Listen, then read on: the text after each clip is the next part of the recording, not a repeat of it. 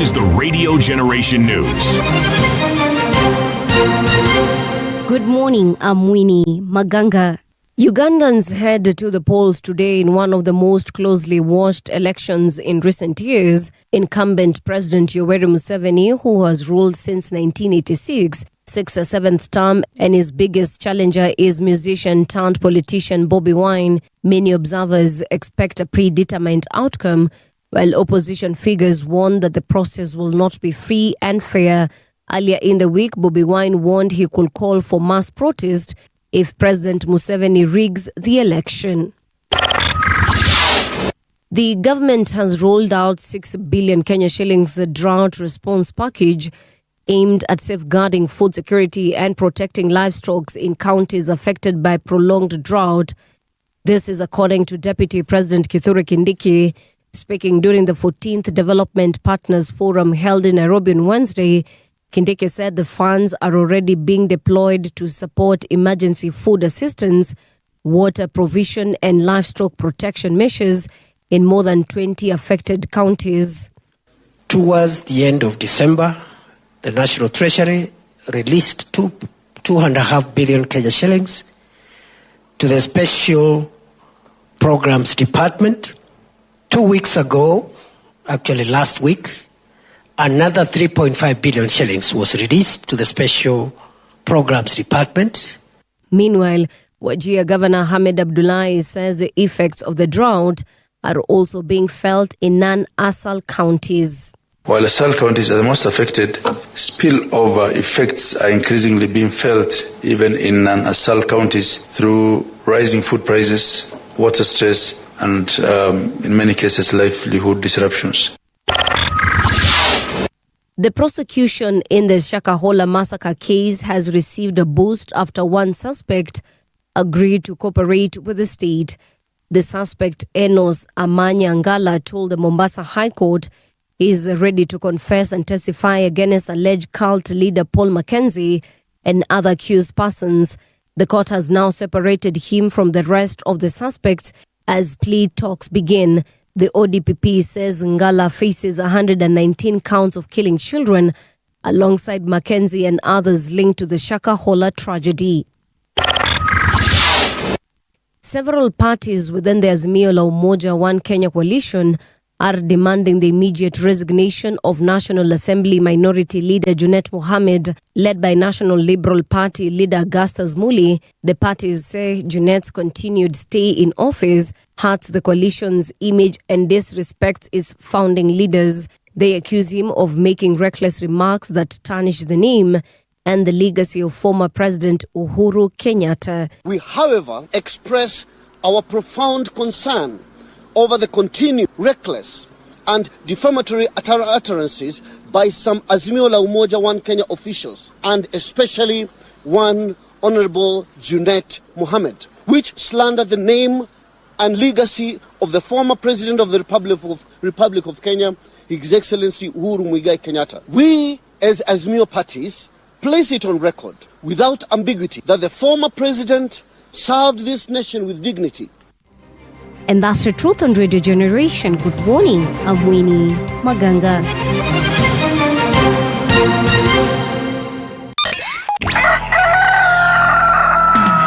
In the beginning, there was morning radio.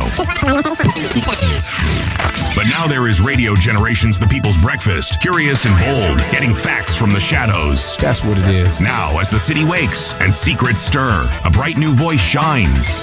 The people's breakfast. Your morning, your voice, your journey. Good morning. Good morning, my neighbor. Welcome to the home of hard truths and bold insights, Radio Generation.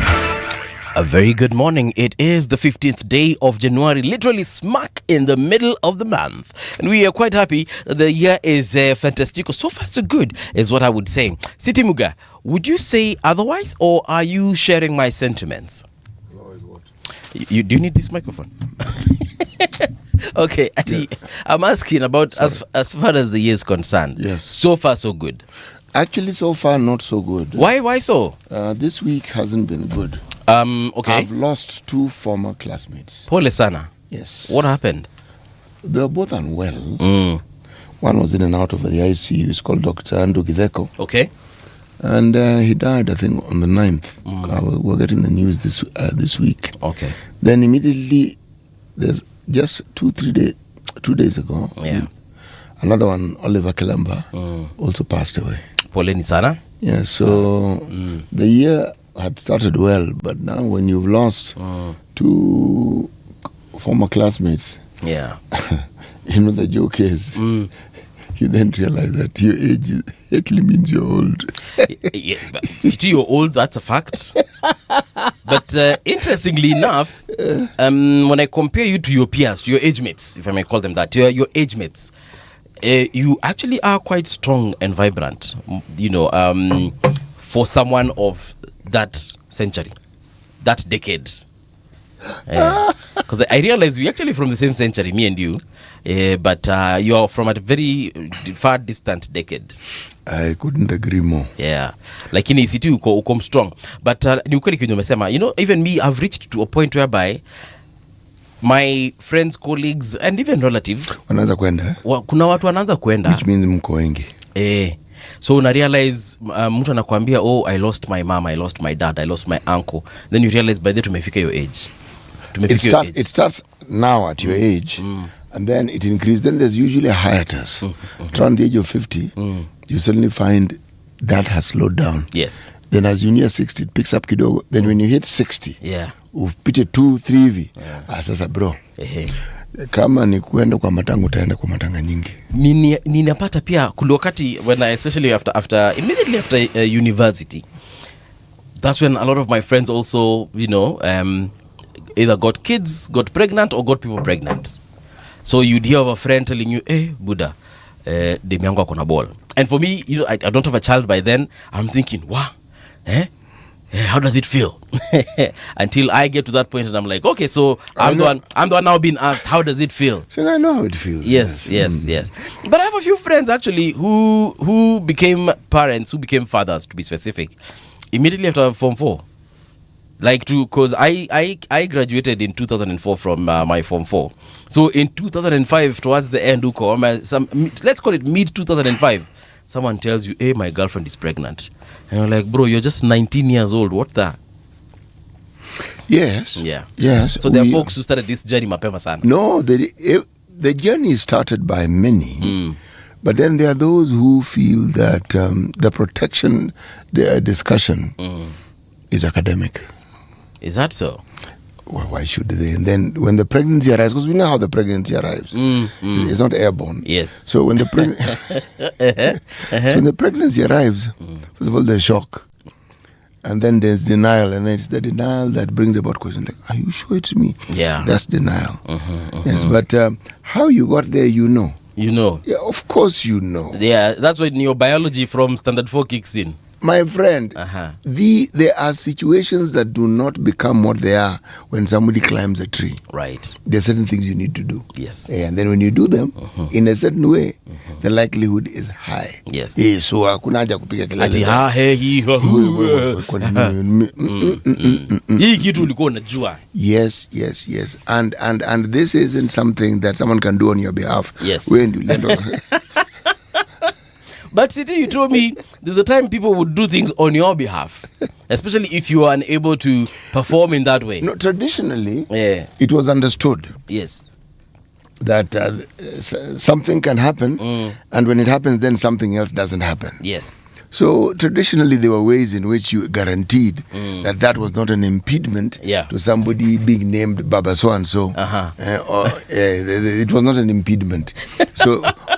What I was referring to is the alternative mechanism that was set in place traditionally. I think we'll set aside a day to talk about fertility issues, because I know of a couple of folks who are struggling with it, and by folks I mean men who are struggling with it, and it is something that a lot of men, to be specific, shy away from having that discussion, and they usually wait until it's do I say too late, or they wait until they are advanced in age when they realize now I could be the problem, and I'm putting problems here in air quotes. You know the thing about African manhood or malehood, if I may refer to it that way, Right. is that it is nestled in certain traditions and beliefs. Yes. Some of which are not really supported by any factual matter whatsoever. True. So, like the understanding that when there is a problem with fertility, it can't possibly be you. What on earth do you think? I mean, where do people get these crazy ideas from? I don't know, man. And when you ask them to go and get tested, they don't want to get tested. Yeah. That's number one. Number two, the opening or the opportunity for men to actually come to terms with the reality that many things that they think or thought were not things that could be discussed, the reality is they can be discussed. True. And a solution can be looked for and very often found. Yeah. Yes. Totally agree. Before I give out shoutouts, today is the 15th day of January. Like I said, smack in the middle of the month. 15 days in, and 2026 not looking bad. But kama umesema kama city, you've lost someone, really sorry for you. Also, if you're celebrating milestones such as a birthday, a promotion at work, congratulations to you. In 1559, Elizabeth I is crowned Queen of England. That is what was significant those centuries ago. 1559, Elizabeth I is crowned Queen of England. And then in 1986, the Soviet Union launches the... 1986, wana launching vitu every day. 2005, the European Huygens probe makes the first landing on Saturn's moon Titan, marking a first in outer solar system exploration. Again, the European Huygens probe makes the first landing on Saturn's moon Titan, marking a first in outer solar system exploration. Fun fact about Titan. So Titan is a moon, just like our moon, but it is a moon of that planet called Saturn. Saturn is a ringed planet. And something interesting about that Titan, that moon, is that it is covered in liquid gas, yes, flammable gas. I think it's either methane or ethane. I'll confirm those two. It could be methane, liquid methane. Let's go with that one for now. That is what it's made of. Oceans and oceans of liquid methane. Nani alienda huko akajua hiyo? This probe that was sent there, this Huygens probe. The people who make me thoroughly informed. Yes. There are people whose mainstay in life is to disbelieve everything. Oh yeah, for sure. Started off with nobody went to the moon. Nobody landed. Now this one of Saturn. Yes. Wacheni bwana. Yeah, so, and it is one of the places, by the way, that is being investigated for a possible rendezvous from Earth. People could actually go there and make a living. Well, not make a living, but, literally so live we there. will pass by all those gases first, huh? They'll find ways. Oh, and did I tell you that the moon has got mountains, eh? The same way we have Mount Everest here, Mount Kilimanjaro, and so on and so forth. But those mountains there, the rocks are actually solid ice. This water ice we have here, this ice you go to the refrigerator and extract and put in your drink. So which refrigerator is the moon in? Sasa your Titan moon, it is so cold. Oh, the Titan. Yeah, the moon. Oh, the Titan moon. It's called Titan. So on Titan, So Titan, the rocks, what we consider rocks here, made of. Okay, iko Saturn. Iko moon yake. Exactly. Moon yake inaitwa Titan. Yes. That's what you're trying to lay. Yes. Yeah. So that's fun facts about Titan. That moon called Titan. It orbits Saturn. Interesting. And we must inform our listeners, Saturn is Saturn, not Satan. See Shaitan, not Lucifer. Yes, Mzende ukisema yani waliita the entire planet Satan. Shetani No, bwana, si shetani. Sendwa Sartun. Yes. All right, City. Tupatie methali. Are we still in Niger? We are in Niger. Right. Even if a goat frowns at the market, someone will still buy it. Ni ukweli. Kimona yule mbuzi, wewe ujali expressions zake. Atachafua sura vipi?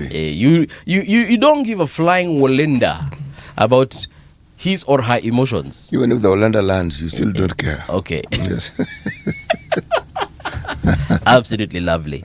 Yeah, you should always go for your goals, irregardless, as our former president would say. Before we get into some serious conversations here, actually nisalimia watu wawili watatu. Actually, I think ni watu sita. Kuna Simon Indiatsi saying, good morning, friends. Hawa Kino tuko hapa, I think they meant hapa. Good morning, friends. Hapa Kino tuko locked. Huyu mzee CT ni kama alifanya literature, all his statements lean towards that. Yeah, but you studied literature. Yes, I did study literature. Nice. Undergraduate in Soma literature. Na linguistics, but linguistics in English language.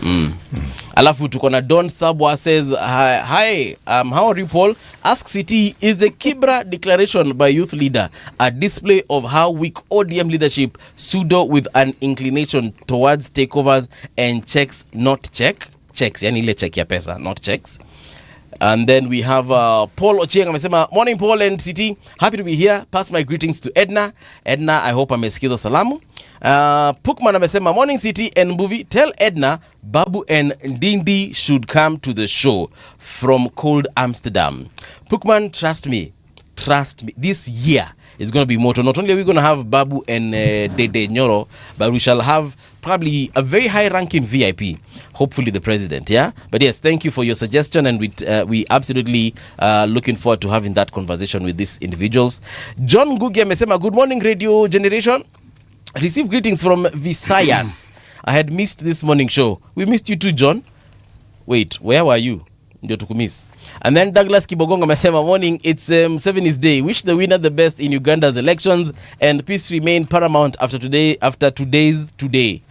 Michael Olande amesema, good morning. Kenya Home 254. Hello, good morning. Ebu ask CT, what happened to agriculture being the backbone of Kenya?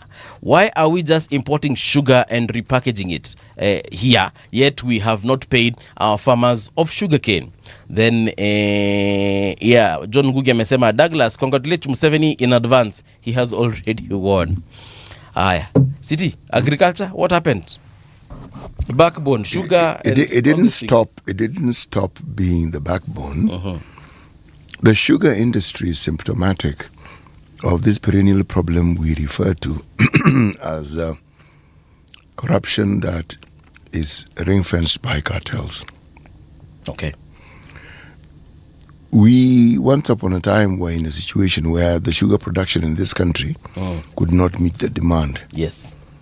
So there was a quota that we allowed through understanding and agreements that from the Comesa region, because there are people within Comesa who produce sugar, we could import sugar from Comesa. That was to enhance the trade of sugar with those countries. We import their sugar, they may import something from us, etc., etc. Yes. Whether it is we no longer have the capacity to actually supply or manufacture all the sugar that we need locally, I don't know now. But that is what pertained for a very long time. Okay. But it was taken advantage of because if it wasn't, then the factories would not have died as they did. Yes. And the need for privatization would not have arisen. The privatization discussion, in my opinion, is a good one. But the crafting of it and the details that go into it is what I have always considered to be pertinent to the point of being the God in the details. What do I mean? Farmers ought to be, by way of the circle that runs their business, be shareholders in that particular factory if you're going to have a privatization exercise. Because in the absence of them producing sugar, the factory will not have enough sugar to crush. Okay. But as we hear of privatization and we hear buyers who want to come in, what I'm not clear about is the details of the arrangements and what this privatization means. Have they bought it lock, stock and barrel forever and ever and ever? Amen. Is it for a certain period of time? What is it? And what are the things that are required of them as the private partner? Okay. Are they going to help foster the industry by ensuring that the value add, which is the byproduct of the cane, is enhanced and produced? Because their economies actually rely on sugarcane, and this sukari, which we like using, is perhaps the residue, something that could easily be thrown away. Okay. Now, if we buy sugar from places like that, e.g., for instance, for example, Brazil, we'll kill our own industry here because it's dirt cheap. Yeah. You just might pay for the freight. I remember there's a time we used to have like really white sugar here in Kenya, and we also had the one that comes in cube form. We did. What happened to that? Mumias were the first people to actually manufacture it. And it was really white as snow. You know, the thing that you've just heard me say, the thinking behind the Mumias and what we heard was precisely what I've just said. Okay. They were looking at the value add. They were looking at even using the residue, not the sugar, the cane, to power the factory itself and also to generate electricity. They're also looking to produce the alcohol components, not alcohol pombe, but the spirit version that could be used for industrial productions, that could be used for medicinal purposes, and so forth. I think we need to one day have a conversation about this sugar thing, and we will, for sure we will. We definitely will, because I don't understand how we moved from what I remember as a kid to what we have now. Anyway, there's a story here on radiogeneration.co.ke. That's our very beautiful website, which you can interact with. But there are lots of stories in there. For example, there's this one about Uganda. Pan-African Coalition calls on world to reject Uganda election. Tani Anjiko ametuambia hivi. As Uganda prepared for another round of national polls, a coalition of Pan-African civil society organizations called on the international community to reject any results pointing to widespread irregularities, intimidation of voters, and targeted attacks on opposition figures. In a statement issued on Wednesday, the groups condemned the Electoral Commission of Uganda for actions they say have seriously compromised the fairness and transparency of the elections. Now, the coalition accused the EC of multiple failures, including tampering with the voter register, favoring ruling party candidates during nominations, and setting up polling stations in military-controlled areas. These measures, they argued, created an environment where credible voting is impossible. They also highlighted that President Yoweri Museveni, the key beneficiary of the Electoral Commission's conduct, had admitted the commissions oversaw a flawed 2021 election in which he lost more than 2.7 million votes. Yeah, so organizations in Uganda have said they have told the international community to actually reject the results. And I believe that Ugandans have just woken up. They are going to vote now. They are being told that whatever they do is going to be rejected. Whether they vote fairly, whether they vote freely, it is already been called to be rejected. So I don't know. Site. My fake Ugandan accent. Anyway, what do you think of the elections in Uganda today? You know, there's a lot that has been said about not the election. The election, the people wake up and they go and vote. Yes. What is often in the news is what happens when the electioneering period begins. People who are in the opposition are often given the short end of the stick. Where you find rallies are either disrupted. In the past, we've had the politicians who have sought to also vie for the presidential seat. Some arrested, some beaten, some jailed. And this has gone on for a long time. And then when you look at the statistics and the numbers of voters, or the number of votes by which the incumbent wins, statistically they're a smack too tidy. It's in a democratic setup, it's almost virtually impossible to win by 90%. It's not possible. Because like in the Ugandan case, you're talking about 7 people running. Is it 8? Okay. Yeah, they're 8 together. Bobby Wine, President Museveni, and then there's 6 others. Now, none of them is going to get 0. Okay. None. And Bobby Wine over time has become more and more and more popular. And he's going to get more votes.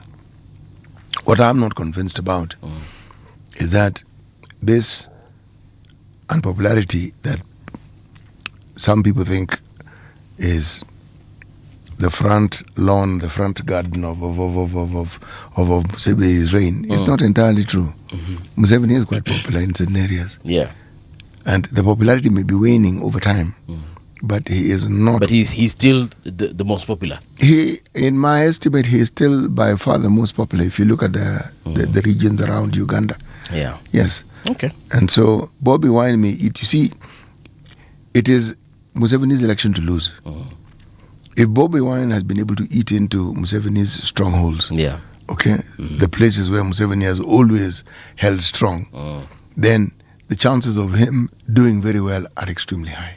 Okay. And at this rate, he will one day be president. Bobby Wine.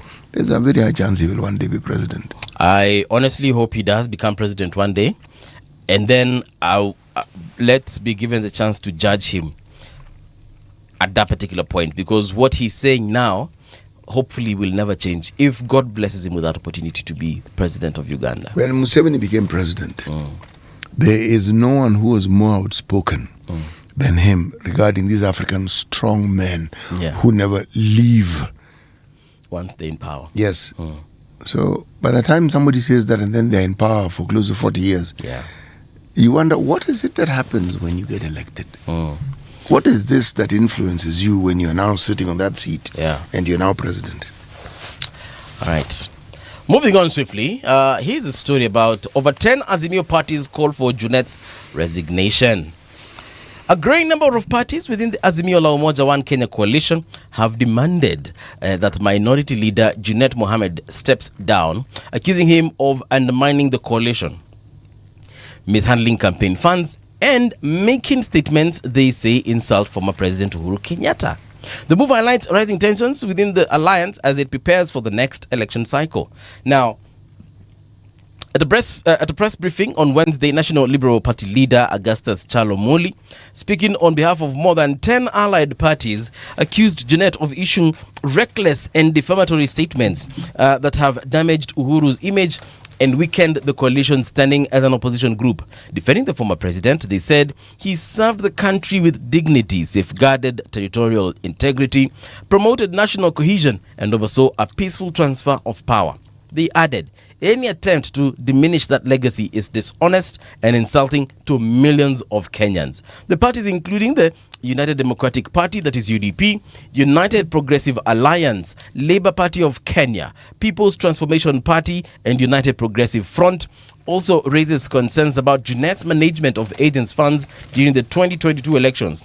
They argued that the alleged mishandling hindered grassroots mobilization, reduced oversight at polling stations, and contributed to repeated losses in the presidential race. I just wish that former President Uhuru Kenyatta would just come out and say, kama alipatiana hii pesa ama akupeana, number one, na ilikuwanga pesa ngapi? Because me, what I don't like is, we have been talking about this now for what? Almost a week, if not two. And the person who allegedly donated those funds has not even come out to say, yeah, by the way, you know what, I just didn't want to say this, but yeah, there's some $500 million that I gave out, and you all know how it went. No one also has just provided any receipts, any bank transfer, statements. Azimio, I'm sure, had an accountant. Mtu tu akuja aseme, by the way, to put this matter to rest. You know what? President Uhuru doesn't even have to say anything. But just to put this matter to rest, here is a bank transfer or a mobile money transfer, or I do not know, a transfer from an external account that just shows there's $500 million. Ama hii ndio picha ile briefcase ambayo ilikuwa imebeba pesa. Yes. Ama mtu atuoneshe pia venye what is it called? Like that agreement that Nani was to do this, Kanchori Macau professor was to do this, CS Musher was to do this, and then Honorable Junet was to do this, but they never did, or he never did. Some kind of evidence, man. You know, we're dealing with politicians. Hii maneno ya kusemanga tu maneno huku nje, pia saa zingine na nivo wingi. I couldn't agree with you more. This attack on Junet seemed to be orchestrated. Okay. Yes, hii imepangwa. So inaweza kuwa ni story. You know, the way our political structures are, if you're seen to be aligned to the party leader, it often gives you a lot of power. Yes. Now, there will be people who feel that power has not been used in a manner that they would have wanted to. But on the other hand, there are those who wish they are the ones who are that close to the party leader. Yes. The party leader decides who's close to him or who isn't. Yeah, true story. Or who's close to her and who isn't. So. And then the late Honorable Raila Odinga never said anything about this. He never seemed to have any issues with Junet. Or anyone for that matter. He didn't seem to have any issues with President Uhuru. He didn't like hakusema kitu kuhusu CS Musheru, hakusema chochote kuhusu Professor Mutua Makau. Sasa vitu zingine kidogo pia mimi najiuliza. In the years Raila Odinga has been in politics, yes, there's hardly anything that is corrosive that has not been said about him. Yes. The man never took anybody to court. Yeah. That's the thing. Never. He never seemed to have any kind of kugwaruzana with Junet. No. Or people, or the only people he seemed to have certain things to say that may not have been very palatable were his fellow politicians. Yeah. And specifically, a certain 2 or 3. So, but by and large, like you never heard him responding to his, to whatever somebody else has said directly, except, as I said, for people who are in the top echelon of politics. Yes. So mimi ninashangaa tu, as much as I would like to know the truth and so that we can, massacre these people. And when I say massacre, of course I mean metaphorically. Paul, this is going to continue for some time. The political space is being fought for. This is a manifestation of the fighting. Yeah. People are jostling for positions of power and authority. If somebody is jostled and moved out, then it means that space is vacant. True. So somebody else can go for it. But the thing about political parties also, even from among themselves, beyond simply, finding room and space to quarrel and to besmirch someone's name, you don't really hear anything positive again. Yeah. That focuses on how the individual should benefit. The party leader of this particular party called ODM, if there's one person who centered his conversation on the people, it was this guy. Alright, let's check out traffic. Barabara ya Joseph Kang'ethe inakaa namna hivi, and I can tell you for free imeshikamana this particular hour. But it is just that point where it joins the greater Ngong Road. Ngong Road is looking new. Let me go back towards Ngong itself. You guys are moving quite swiftly. So if you're heading towards town, you're coming from uko sehemu za Suswa, Kihara Road, Forest Line Road. Uko sawa kabisa, no wahala whatsoever. So Ngong Road up until the CBD, of course, things change once you engage Haile Selassie. Again, going back to Langata Road. Langata Road is looking good at this particular hour. Naangalia sehemu za Dagoretti Road iko sawa pia hiyo.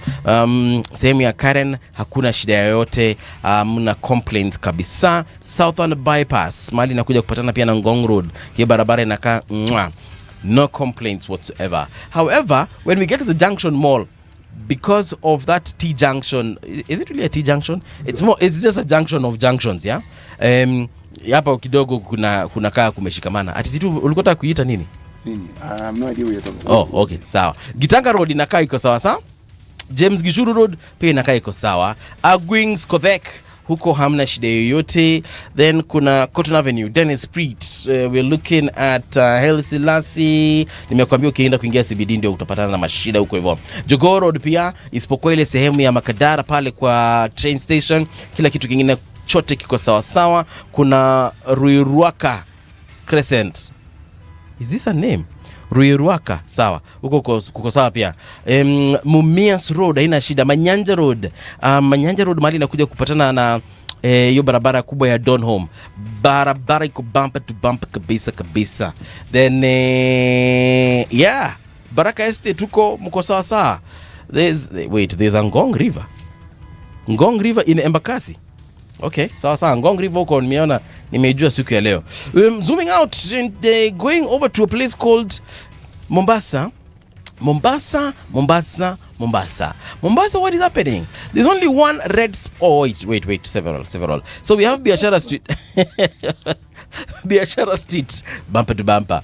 Nonangala, bumper to bumper. This road, what's the name of this road? It's not highlighted. Oh yes, it is now. This is Buxton Point. hapo mahali mnaelekea katika Sailors Island Restaurant. Hiyo barabara imeshikana yote. Mombasa AutoZone Garage pia huko kumeshikana kwote. Nyali naona mko fiti, no complaints whatsoever. Look, do me a favor. If you actually notice something on the road you think is worth to be mentioned, you can let me know. For example, this situation at Moi Avenue in Mombasa still. Ikienda pale na Nkuruma Road. That road is impassable. Mwembe Tayari Road pia hapo hamutembei hata kidogo, lakini ukirudi nyuma kidogo iko sawa. So, why don't you holler at brother if you see anything of interest? Traffic on Radio Generation. Front page of the Daily Nation. Front page of the Daily Nation wanasema hivi, and it's quite interesting. I'll tell you something of one of the stories I've seen here. But let me start with 800,000 senior school learners still at home. They're saying that only about 300,000 of the over 1.1 million junior school graduates have reported to their respective senior schools since Monday, with a low turnout blamed on several factors, including cash constraints and the last-minute quest to change institutions. The entire story is on page 2 and 3. Uganda Decides. Millions of voters are casting their ballots today in Uganda's general election, with President Museveni, who has been in power for nearly 4 decades, seeking a 7th term. His main challenger is former pop star Bobi Wine. But there are 6 other presidential candidates we have not heard about, by the way. Our story is on page 21. We'll try and just talk about maybe 2 or 3 or all 6 of them. Then there is how Njonjo factor shaped law society. It's on page 7. And on the health pullout, New Year hearing gift for dozens of children.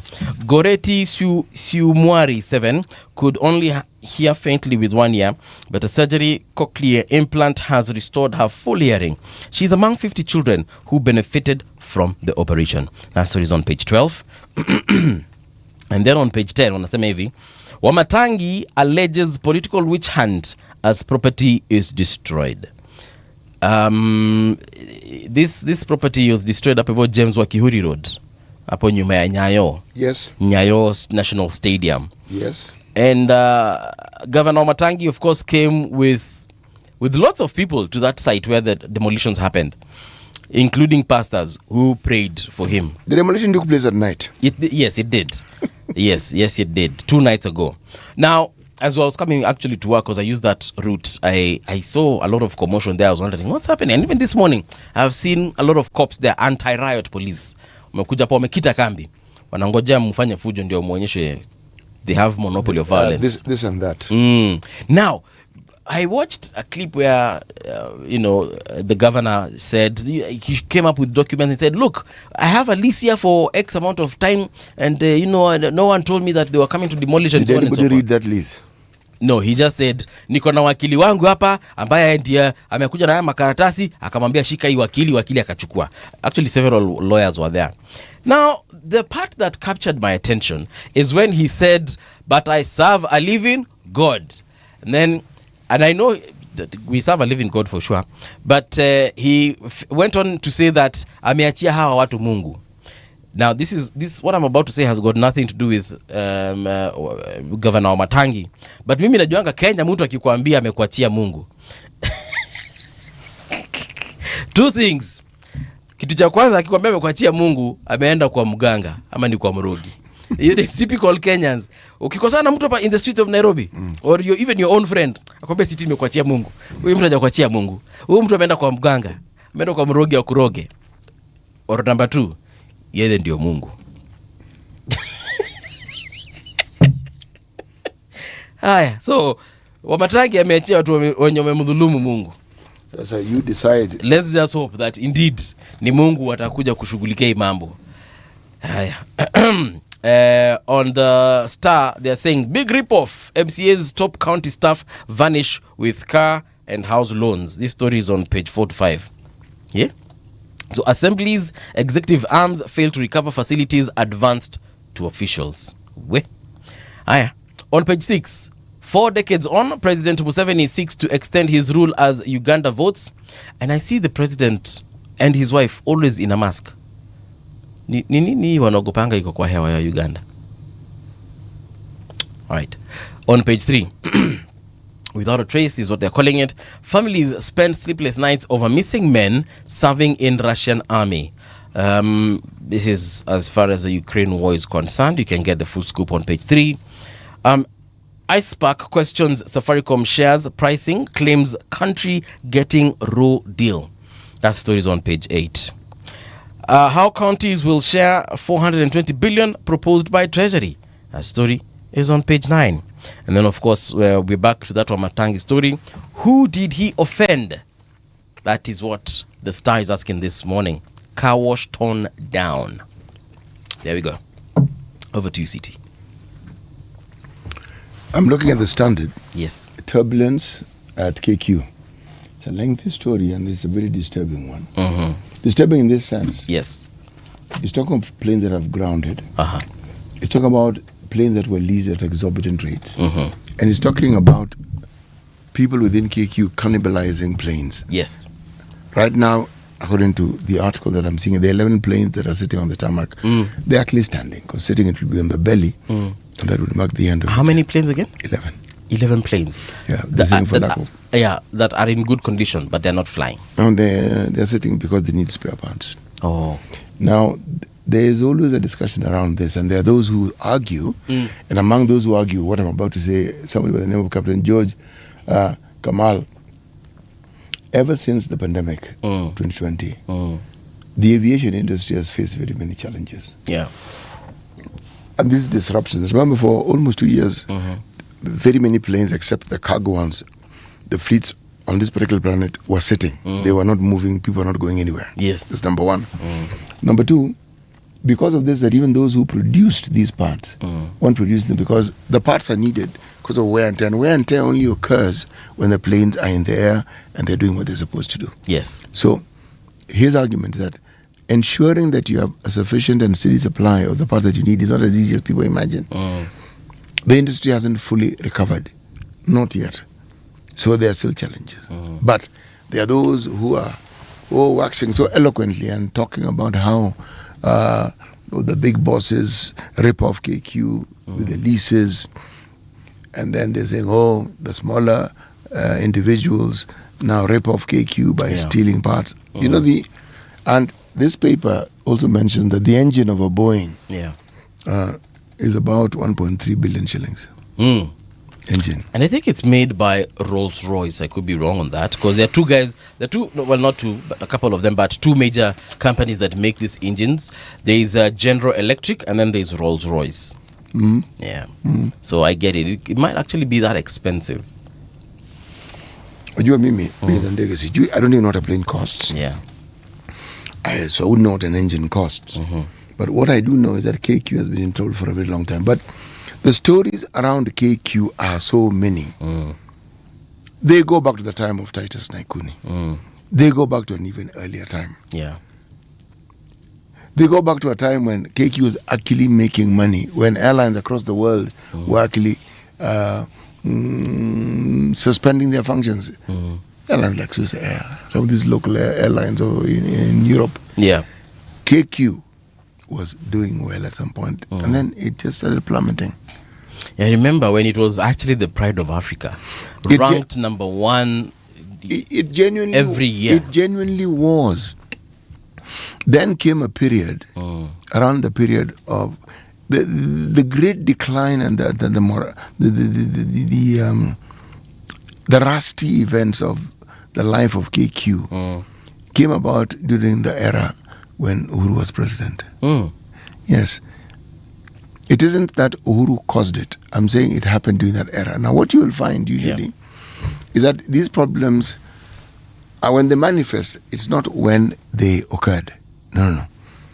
The occurrence that you see at that particular point in time is the eventuality. Something happened some years before then, and now the manifestations of what happened are what become clear. Yes. We lease certain planes, and unfortunately, those planes had certain fundamental problems. Yeah. They call Embraer.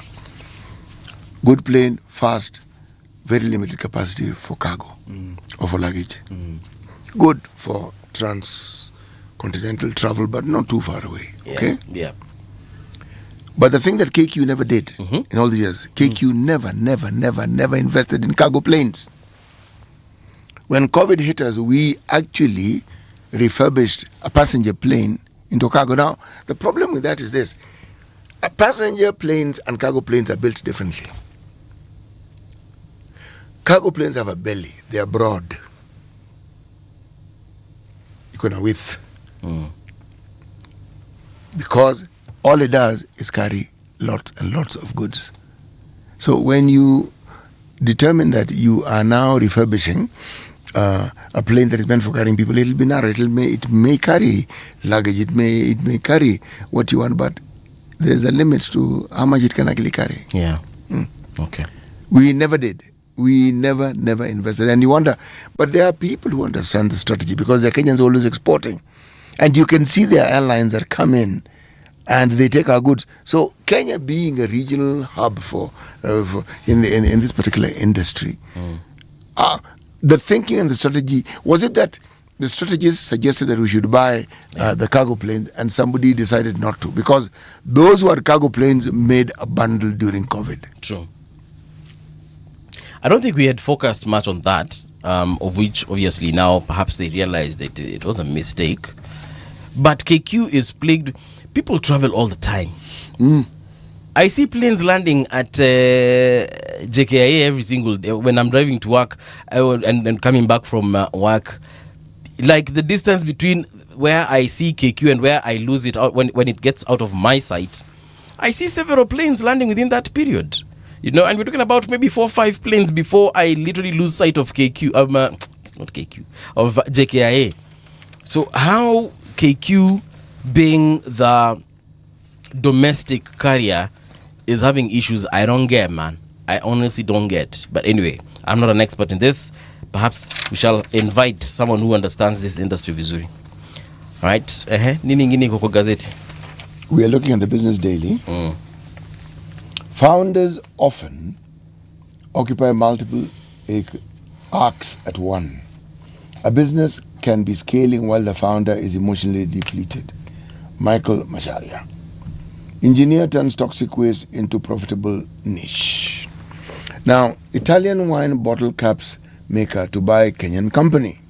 Italian firm Guala Closures, SPA, which supplies closures of wine, spirits, and glass bottled water, plans to acquire a 47-year-old Kenyan firm specializing in the manufacture and sale of plastic caps and metal crowns.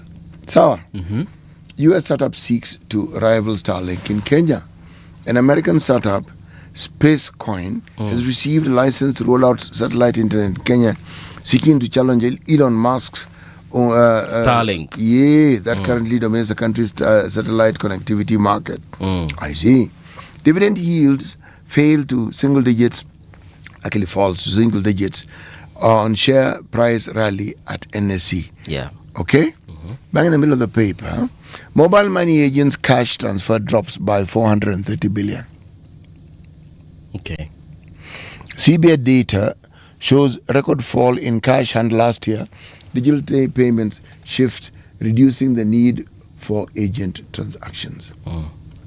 7.15 cash handled by agents between January and November last year. 7.514 trillion Kenyan shillings.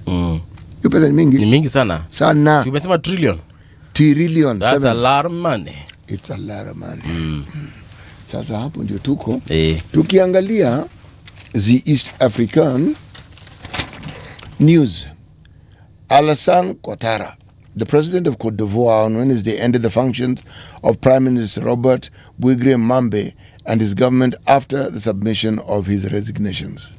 Wajua ukiwa na parliament na ukiwa, this is it's like a mix of a presidential and parliamentary system. Ken Ofori-Atta, Ghana's former finance minister, who left the country for treatment last year and is wanted on corruption allegations, has been detained in the U.S. over issues relating to his immigration status. He went to the U.S. to seek medical care. Alisema hivyo. So akafika huko, akaambiwa, ala, bro, what are you saying? What are you doing here? But then, how did they allow him in? Or he overstayed? Perhaps. All right? Michael Boladinga, the Congolese who became an instant fan, favorite and social media star for his unique tribute to his nation's hero Patrice Lumumba, bid farewell to AFCON after a meeting with the Algerian team. You know, there was an allegation that cropped up during that particular period, and especially when Algeria was playing against them. One of the teammates of Algeria, what do they call it? What? It's like they mocked him. They did the salute that he did, and people thought it was a mockery, and there was a lot of backlash. Then also a very well-known journalist from Algeria also wrote a damning piece about this particular statue gentleman, and people did not like what was said in that article. And so there was again a lot of manenos, and they started calling these folks racists. So ilileta shida kubwa sana, and perhaps that is why he had that meeting with them, to just perhaps for Algeria to also show that, look guys, it wasn't that serious, it was a joke. If you took it badly, sikobaya, and we apologize. And I hope they did apologize. You do know that it's a joke when I think it is a joke. Yeah. Yes. When we find it funny. If I find it funny, then it's a joke. If it's directed at me, I don't find it funny, then it is not a joke. Yeah. Watu wa Kongo hawakufurahia hiyo mambo kabisa. And the journalist, actually, I think she lost her job because of that situation. Shida? I'm not sure if it's. I'm not sure, because when I watched, because I watched the story on TV, it was just unfolding. So I don't know how far it went, but I know she was reprimanded at the very least. The Cameroonian president on Thursday, at a traditional annual ceremony, warned that the escalating crises and conflicts across the globe pose a significant threat to the existing international system. Okay. Lest I be said, it is said of me that I speak badly of African presidents. But your opinion is your opinion. If it is a fact, it is a fact. I wasn't preferring an opinion. Like I said, we have heard. Okay. Michael Martin, Irish Prime Minister, this one, has said common sense needs to prevail when asked about the US acquiring Greenland, saying it is part of Denmark and the EU is rock solid behind Denmark. Yeah, there was a joint statement by some EU presidents and leaders, including President Macron, and of course the Prime Minister of Denmark, and several other leaders. They did a joint statement yesterday, and they said that this thing belongs to the people of Greenland and Denmark. And whatever will be decided going forward, it has got to be a Greenland and Denmark decision, period. There is a history behind it. We'll go into it in the course of, at some point. But the history goes back to probably even before the World War and during that period. When you look at how countries have aligned to each other and how countries have signed certain protective agreements and understandings, because they understand that if there's a threat from another country and they don't have the power to withstand that or to repel that power, they will arrive at an understanding and an agreement with a power that has. Now, whether these contractual understanding have an expiry date and when the expiry dates actually exist or when they come to pass is not very certain. But it isn't just a straightforward case of the President of America saying we want Greenland. Yeah. There is an arrangement that Greenland had with America at some point in history. Now, those are the details that one needs to look at. What underpinned the agreement, what was meant by it, and how it was understood by the Americans, and how it was understood by who? By the people of Greenland. Yeah. Then there's a guy called Michael Reagan, the son of former U.S. President Ronald Reagan. Yeah. He has died at the age of 80. Okay. He died following a battle with cancer, according to Andrew Coffin of the Young Americans Foundation and director of the Reagan Ranch. That is the news in the East African Standard. All right. Thank you for that. I said I was going to revisit something here, so why don't we revisit it? Yes. Without a trace, this is a story on page 3 of The Star, Watu wa Star wamesema hivi. Limuru families in agony over men lost in Russia. Two families in Limuru, Kiambu, are spending sleepless nights after their relatives went missing in Russia. Samuel Mwaura, who's 38, is among several Kenyans allegedly conscripted into the military amid the ongoing Russia-Ukraine war. His sister Winnie said Mwaura was offered what he described as a lucrative security job, paying 250,000 shillings per month. 250,000 to be a bawabu. Bawabu ni yule mtu ambaye anaitwa security guard. It's good money. Because, I mean, like if I look if you receive the payment. Yes, of course. It's good money. If I look at our security guards here in the 254, for example, our very good friend at the gate, they are called Evans. Evans, tunananga ifanya kazi mzuri sana, you know, opening the gate for these VIPs and opening gates for us and just making sure that we are safe. Saa zile Kanjo anataka kubeba gari yako, anakuja na kuambia, oya, Kanjo amefika. You know, so long story short, that job for 250,000 bob, that's good money. It's good money. What is the cost of living in that country? City 250,000 ni pesa mzuri sana. Niwache kuuliza maswali. Hata tuseme nilalipa rent ya 100,000 Russia. Nimebaki na 150. Ni kule 50. 50 ni ya kununua vitunguu, nyanya, na kununua my favorite juice. President Uhuru called it what? Uji, Uji. Buying my favorite uji on the weekends. I mean, siwezi maliza 50,000. So at the very least, I have 100,000 somewhere, which I can send back home to my wife and kids. And, you know, we do investments here and there. And after working as a bawabu in Russia for like some 10 years, City, I come back here, I'm balling, you guy. Lakini clearly, 250 hapa ilikuanga ni story ingine. So, a father of two, aged 9 and 4, Mwaura was well-traveled due to his work with an international organization having previously worked in Iraq, Somalia and Djibouti. This experience, she says, may have given him confidence that the Russian trip posed little risk. Right now, by the way, if someone tells me you go to Russia, even if it's on tourism, bro, siendi. Kwa nini? Ay, brother, siendi. If I end up God forbid, I end up on the front line because I was duped. Mtu akanidanganya ati, hey, movie come, you know, there's a radio station in Russia, they can employ you and pay you whatever amount of money they want to pay me. And then I go there, then niambiwe, take this gun, you need to go and find the Ukrainians. It's gonna be a very long day. Sababu mimi, I cannot thrive in chaos. That kind of chaos, ati uko kwa bush, tunapigana na watu uko hivyo, sijui wako wapi. At any moment they can shoot me down. Kill me. Wewe hapa napenda hiyo. I can't. Nasikia makombora after every 2 seconds. I can't even sleep in peace because I do not know when the so-called enemy, who is not my enemy, the so-called enemy will attack. I can't. I'm really sorry for this, folks, man, and it's really sad. So right now, if someone tells you go to a place called Russia, please just just tell them no. You see the way a hawker comes to sell to you a product and you know for a fact you do not have money to buy that product, you just say no. Lakini uko na ngapi? No. No, nitakupatia no. Kuna discount? No. Shika bure? No. So if someone calls you and tells you let's go to Russia, please just tell them no. And that's where we come to an end as far as the stories are concerned. Nisalimie watu wa 3-4 hapa hivi. Georgie Wafuta anasema, good morning Mr. Paul Mbuvi, been watching you since interactive mpaka sahi, big up manze. Thank you so much Georgie. Georgie anafuatwa na Omolo Silas. Wahenga hawaamini tuna watch radio kwa TV. Imagine if your great-grandfather CT today were to wake up from his grave. Just start with grandfather. Don't go to great. Let me just go to great. No. This is my story, CT.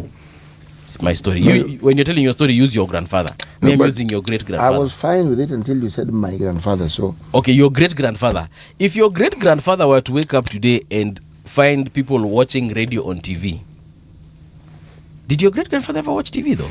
That's why I said start with my grandfather. Did your grandfather watch TV? He knew what a TV was because he saw it. But he also knew radio, right? He knew radio. Okay. Yes, that's what I'm saying. In my great-grandfather's time, vitu nyingi hazikuwa. That radio, aish. Aya, Paul, City explained the issue well about sugar. Can we have someone fill gaps? What amount is the difference and who is allowed to import and what amount to still protect our farmers? Good question. Jobo Mosa anasema invite Dan Okwiri. He has been talking about KQ, especially how they failed the East African market, which takes a lot of cargo. Right. I know Dan Okwiri. Dan Okwiri, yes? Okay. Yes, I know him and I will invite him. Fighter amesema City and Mbuvi. Yeah? City and Mbuvi, good morning. City, what you just said about KQ, lack of investing in cargo fleet. I had a meeting with Mbuvi Ngunze back in 2012 and pitched this to him. Also pitched him about regionals. This is 2012, way before we even knew something called a pandemic could ever hit us. All right. Sawa. Gentlemen, we're taking a short break kama kawaida. It is 7 o'clock. When we do return, we're going to be having a very different conversation and we do hope that you shall interact with us. On our Nairobi frequency, it's 88.8. Alafu kuna watu wa Mombasa on 90.7. Watu wa Garissa, mko namna gani on 89.5 FM. Radio generation, the sound is fine. Pump it up, turn it high all the time. Let the music move you, let's sway. Radio G's got your jam all day. Radio Generation, the home of urban soul.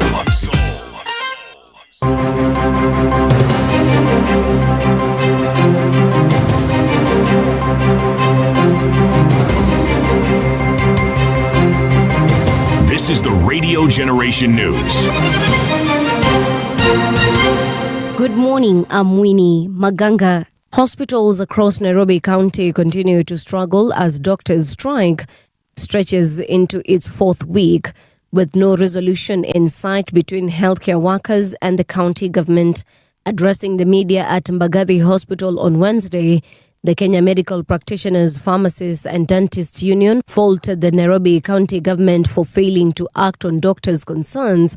The medics are demanding the immediate settlement of salary arrears alongside other outstanding issues before returning to duty. The CS even made it very clear that he doesn't want to sign a CBA for few people. He doesn't want to sign a CBA for few people that he has negotiated for since 8 years ago. Did he know that he was negotiating a CBA for 150 people? Tunafanya kazi katika maabara na zote za TB. Tunasaidia patients wa TB. Sisi kama watu wenye tunafanya kazi hapo, mnatuchukulia vipi? Mnatufanya vipi? Mnatuumiza. Residents of Turukana, Baringo and West Pokot will soon receive national identity cards faster, with processing expected to take between 3 and 7 days. Immigration and Citizen Services Principal Secretary Belio Kipsang says the government will roll out an intensive mobile registration exercise in the 3 counties. He says the exercise will use live capture machines to speed up the collection and processing of data. We are going to have an intensive exercise on registration, starting with Turkana, Baringo and West Pokot from next week or the week after, where we are going to use live capture machines. You go to that registration, they'll take your fingerprints, they'll take all the information, they'll scan in all the other documents. At the end of your exercise, which may take you around between 5-7 minutes, when the pattern of submit is done, it comes directly to the headquarters. We print your ID. ODM party leader Senator Oburu Odinga has said the party will not expel members who oppose its current political direction, but will instead push for unity as it engages in the broad-based government. Speaking at the historic Kamkunji grounds in Kibra, Oginga said ODM will negotiate its position from a united front rather than a divided one. He challenged dissenting members to voluntarily leave the party if they are unhappy with ODM's cooperation with the United Democratic Alliance. Lazima tuendelee pamoja na hatuna nia ya kufukuza mtu yoyote kwa chama. Mtu akitaka kutoka kwa chama aondoke mwenyewe, anaondoke peke yake. The Central Organization of Trade Unions said it supports the High Court's orders stopping the outsourcing of legal services by public institutions where in-house lawyers are available. In a statement on Wednesday, Kotu Kenya said the decision will help protect public funds, workers' rights and good governance. Kotu Secretary General Francis Atwoli said widespread outsourcing of legal services in public offices amounts to poor governance. He said it wastes public resources, demoralizes in-house lawyers, and threatens the stability of public institutions. Elon Musk's AI model Grok has been restricted from editing photos of real people to make them appear in revealing clothing, following growing concern over sexualized AI deepfakes in countries such as the UK and the US. In a statement on X, which hosts the Grok AI tool, the company said it had introduced measures to stop users from editing images of real people into outfits like bikinis, adding that restriction applies to all users, including paid subscribers.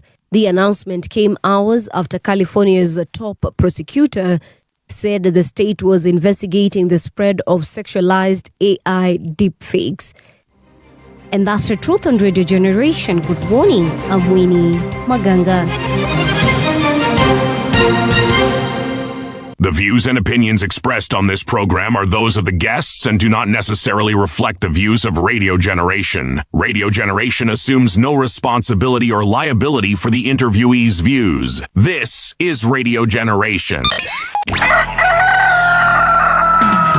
In the beginning, there was morning radio. But now there is Radio Generation's The People's Breakfast, curious and bold, getting facts from the shadows. That's what it is. Now, as the city wakes and secrets stir, a bright new voice shines. The People's Breakfast, your morning, your voice, your journey. Good morning. Good morning, my neighbor. Welcome to the home of hard truths and bold insights, Radio Generation.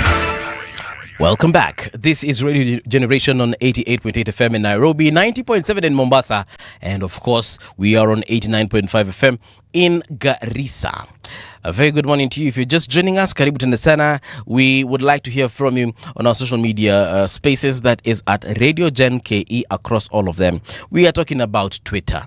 We are talking about Facebook. We are talking about X. Oh, that's Twitter. We're talking about TikTok. We are also talking about that place that is called the YouTube, where we are also streaming live. Though you can also find us at Radio Generation Kenya. You can also find us on our website, radiogeneration.co.ke. And in case you'd like to give us a comment or two, well, feel free. You can find us on our on our WhatsApp number, which I'll be giving you shortly. If you'd like to give us a shout out or even send a voice note, do that on 0116-928-683. That is 0116-928-683. Tuambie unatusikiza kutoka wapi, unatupata namna gani, signal iko namna gani, tuambie ndio tuweze kujua sisi tunakuserve kwa njia gani. In this hour, we want to be talking about geriatric care, and geriatric care is more or less the care that is given to elderly people. You know, your grandmother, your grandfather, or that very elderly parent of yours.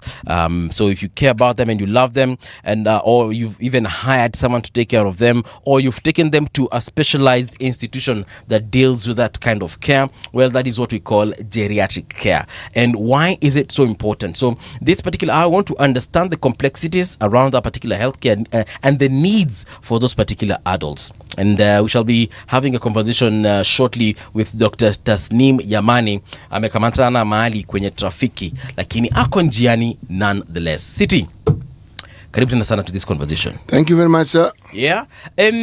When you were, younger, did you ever envision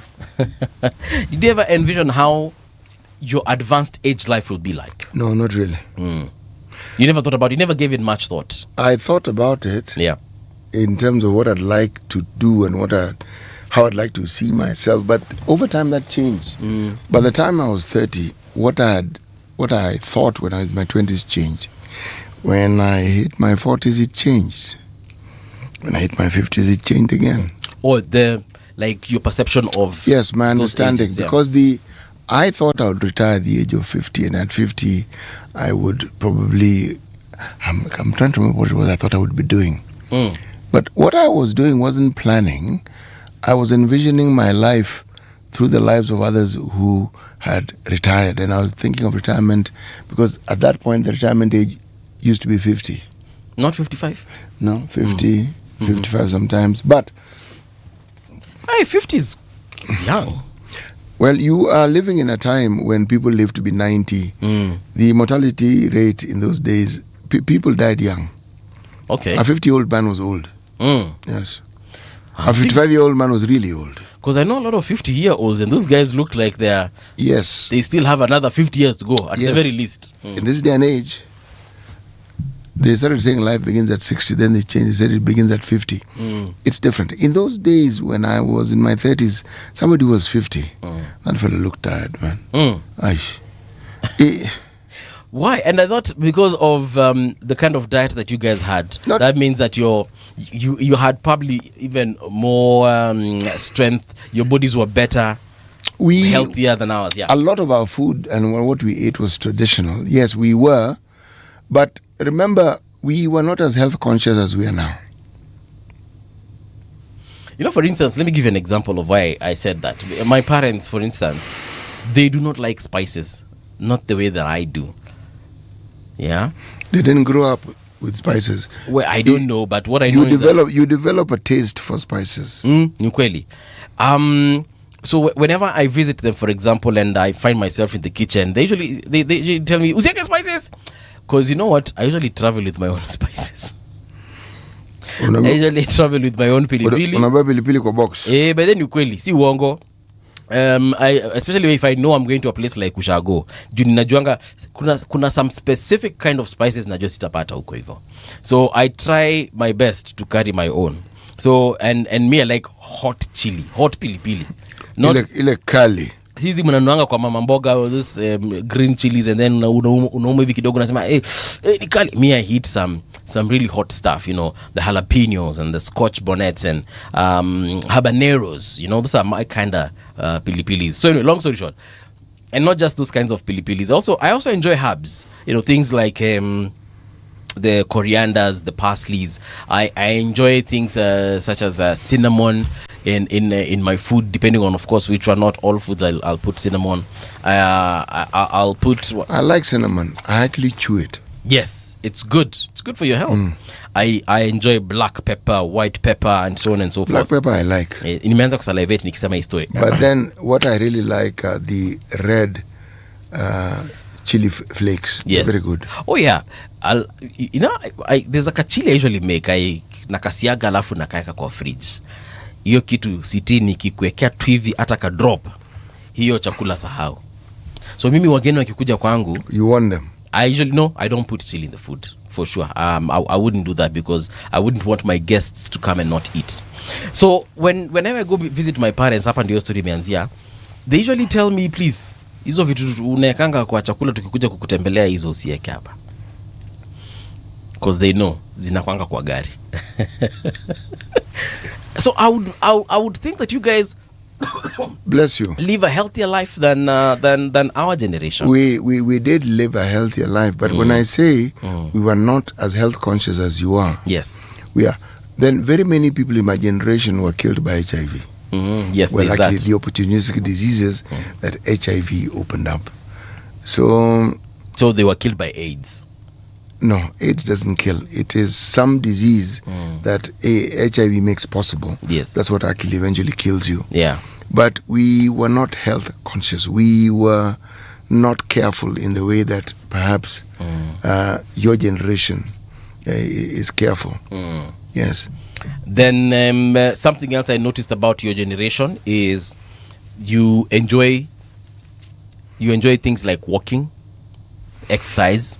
You might necessarily not go to the gym, but you prefer taking an evening walk. For example, my parents will prefer walking long distances, especially if they are not using their car. You know, I see them walking a lot in the name of what any fun exercise. Let me tell you, walking is a wonderful thing. It works wonders on your body. Yes. My grandmother on my mom's side, yeye anapendanga pia kufanya hizi tizi. Yeye huenda shambani. My grandmother to date, as much as she will hire someone to help her till the land, she will get into that shamba and do the digging. That's a gym. A productive gym. Yes. You exercise while actually producing food.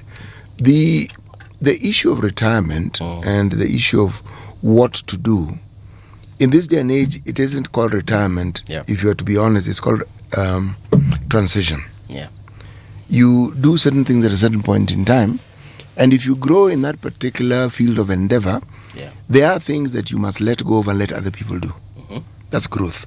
And if you're creative enough, then you create something else that you can then do as your years advance. That is what many people fail to do. And we still think of the traditional retirement where you go back to your rural setting. Now, unless you have prepared to go back to the rural setting, you will not live long. Okay. One, you will have very few people to socialize with, because company is something you build over time. Okay? And if your rural home doesn't meet the standards of the home that you had when you're in town, that will be an additional stress. And then there's the stress of the income. Yes. My parents could rely, a large number of people who are my parents' generation could rely on the children to help them retire peacefully. I cannot do that. Why? Why should I? What do you mean, why should you? No, I cannot think of my children as a retirement package. I have to plan for my retirement. Okay. I understand, and I'm what you're aware. saying is you will not burden them with your care after you have retired. That is the plan. You want to ensure that they come and visit you, and they just come to visit you, say hello. Not that when they think of visiting you, first of all, they take a detour and then probably come a week later. Yeah. Because they're afraid of coming to see you. They're afraid of asking you for things. They're afraid. Yes. It's true. I mean, I like that. Yeah.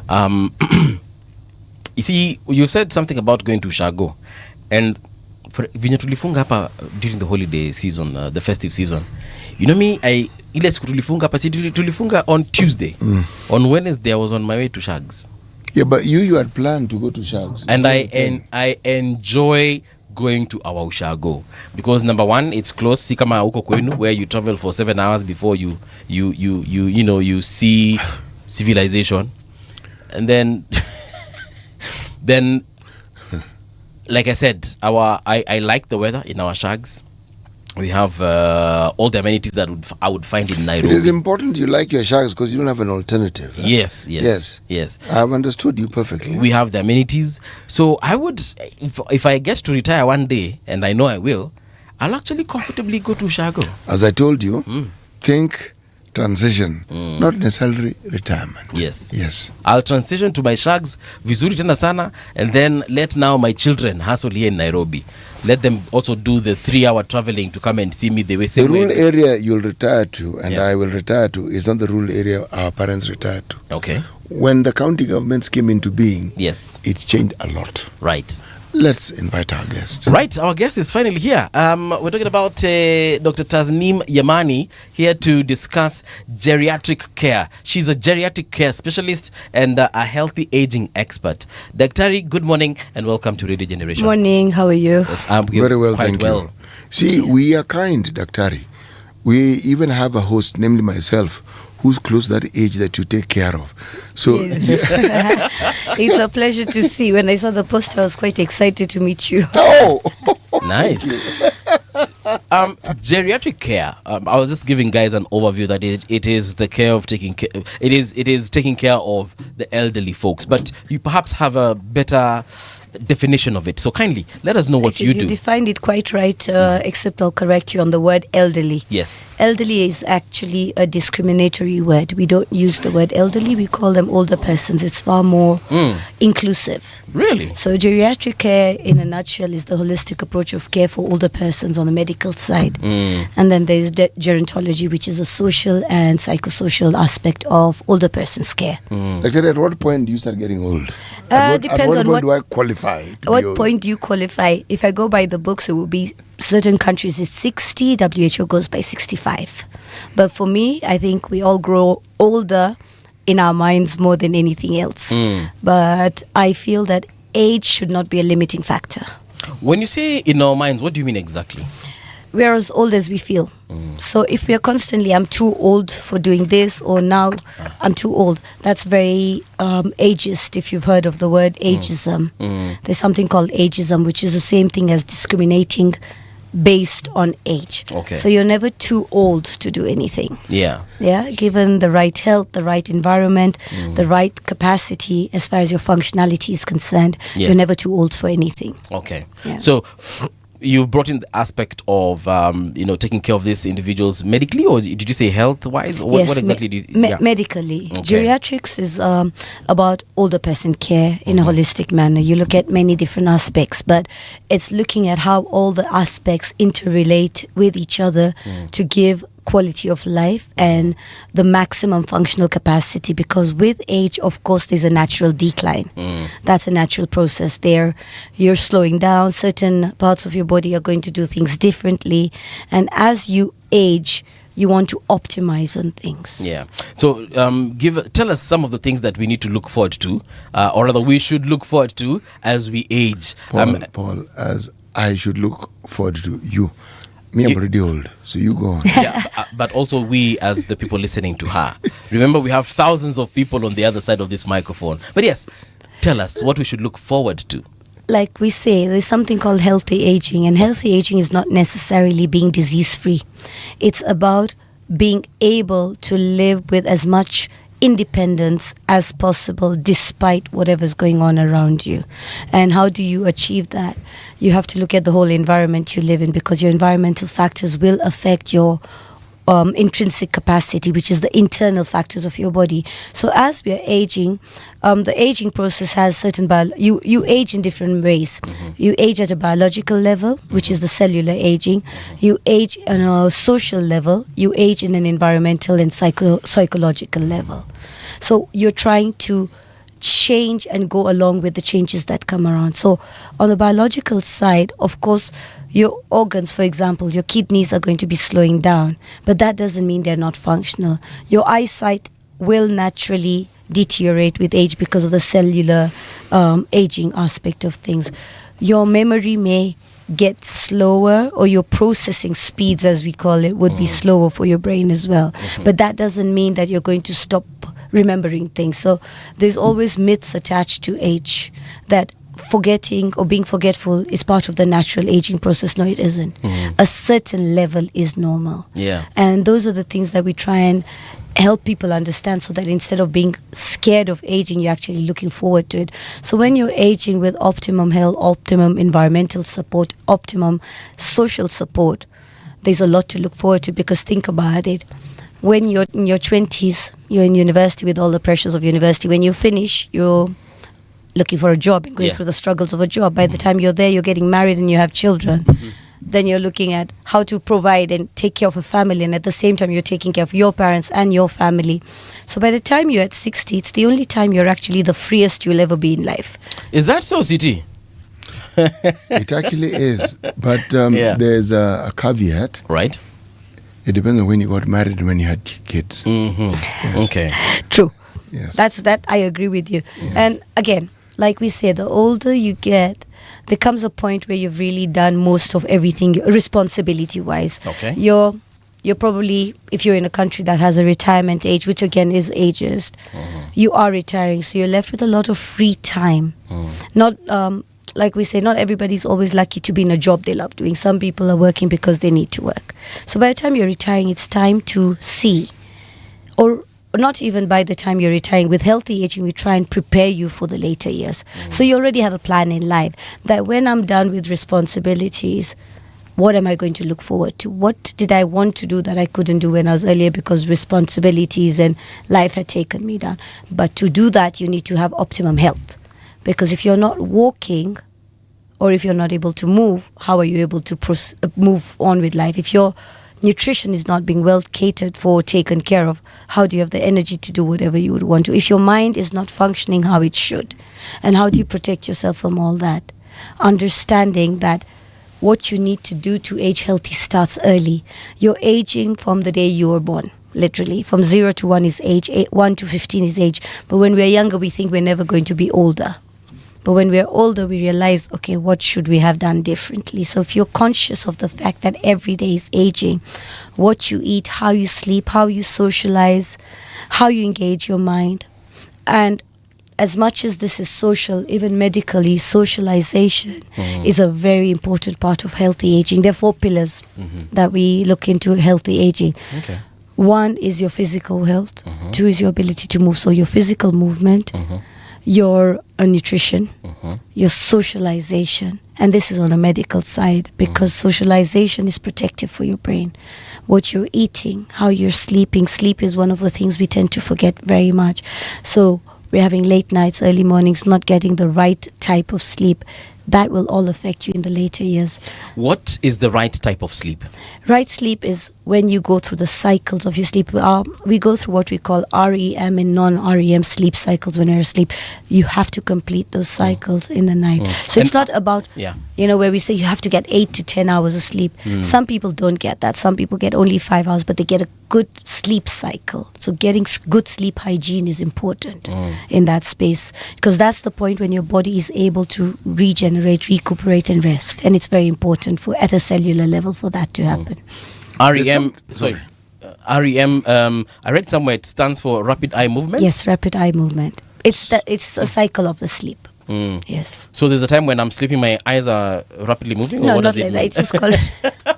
Because that's how I literally it pictured feels that way. It's just what is happening. It's not actually your moving. eyes. Yes, okay, yes, okay. yes. So in REM sleep, what usually happens? Am I in deep sleep, or am I sleeping lightly, or...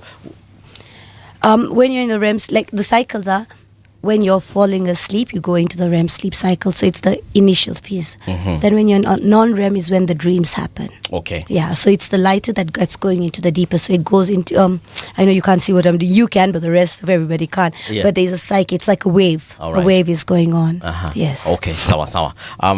Perhaps we shall have another time to talk about sleep cycles. But yes, so you said good sleep doesn't necessarily mean having to sleep for 8 hours or 10 hours. You can have a 5-hour sleep and have a good sleep cycle. Wake up, you don't feel tired, because most of the times I actually feel good every single morning when I wake up. I feel I've had enough sleep, I'm good to go, I'm good for the day. I don't even struggle during the day. I don't, fall asleep. I don't feel dizzy or whatever it is throughout the day. So that means that I actually had a good night's sleep. Yes. Okay. It's about completing the cycle of sleep. So if you leave sleep interrupted, or it gets interrupted because of different things, and again, as when you're younger, you don't find yourself waking up to pass urine at night often. But as you grow older, those things. So you have to learn to adjust your day-to-day lives to ensure that you're not getting interrupted sleep. Is it normal? I do that twice a night. How much water do you drink? Exactly. That was the next question. I don't know how much water I just drink water. It's good to drink water at the right time. Everything has a time and place, including the time you eat certain foods, Yes. what you drink at what time, how much. Because when you're younger, yes, you may be able to tolerate drinking tea and coffee up to 5, 6, 7 o'clock in the evening and still be able to pull through the night. But as you grow older, you'll find after the late afternoons, what you drink then will wake you up in the middle of the night, because remember, everything is going slower. Yes. So your body's processing is slowing. So the same urine you need to pass will come hours later, which means Okay. it's going to come and bang wake you up. So Okay. chances are, if you're waking up 2 or 3 times at night, you're probably drinking just before you sleep. Okay. And ideally, that's not what you should be doing. All right. Can I ask this question?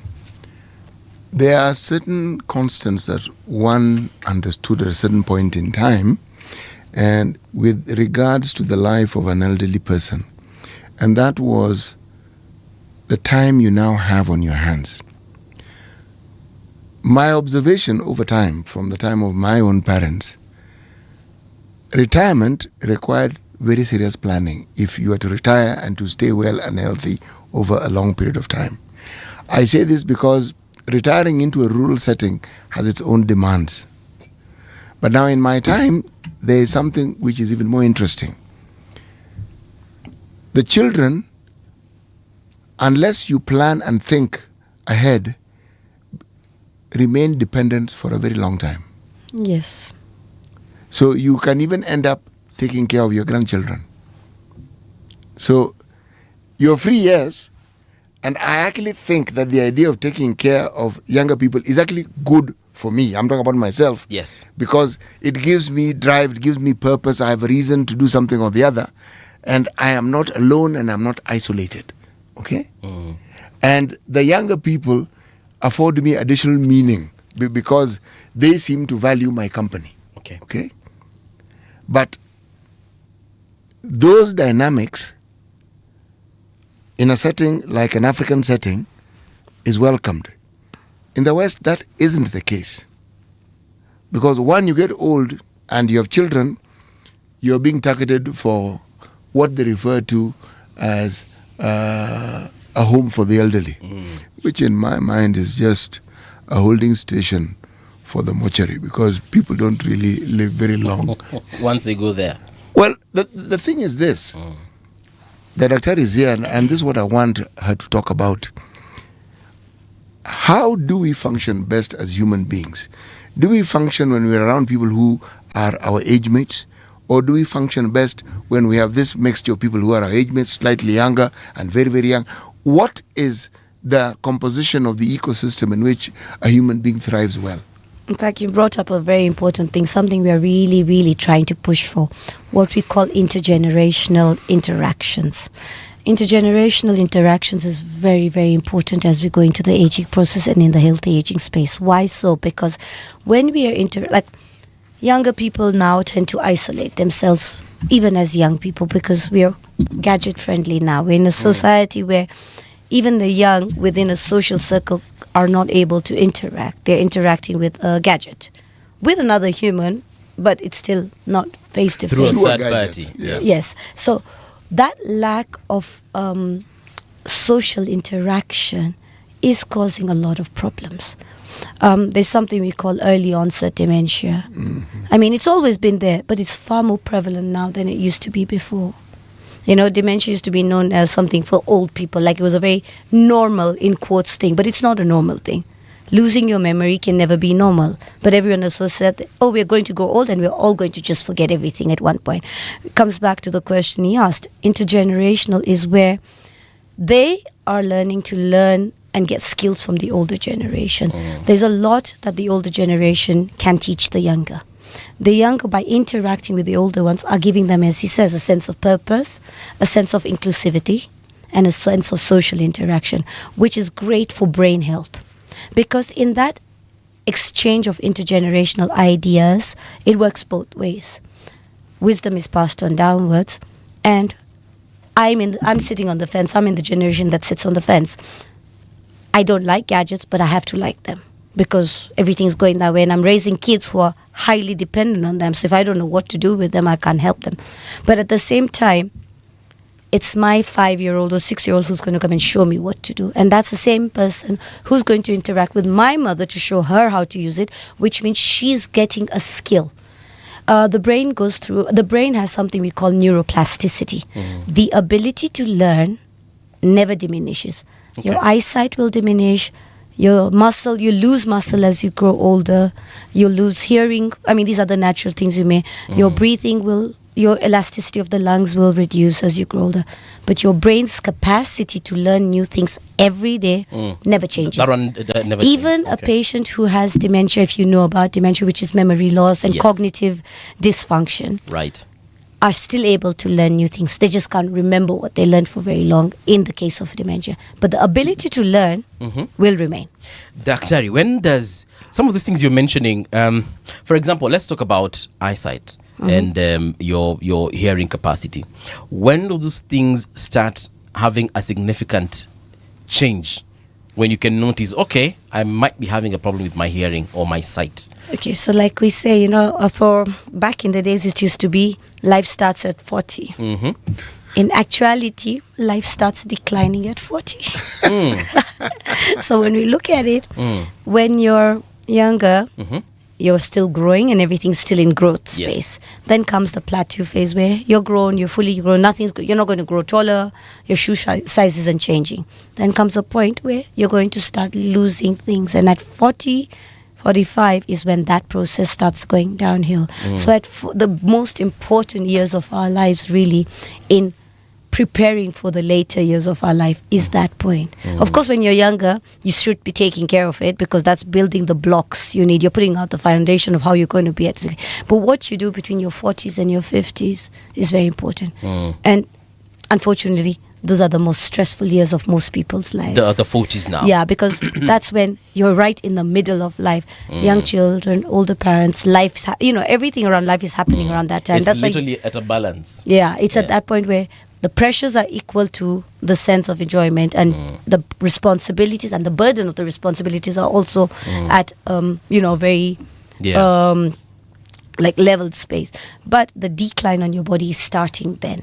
So if you are not exercising at 20, this is probably the best time to start. Ideally, you should have started earlier. But 40s, because you need to start building the blocks that are going to become your reserve when you exercise, when you eat right. And unfortunately, that's the time where now you have the money to be able to use and do whatever you want to. So are we really taking care? So when you ask when it starts declining, no person ages the same as the other. There are many factors that impact your aging space.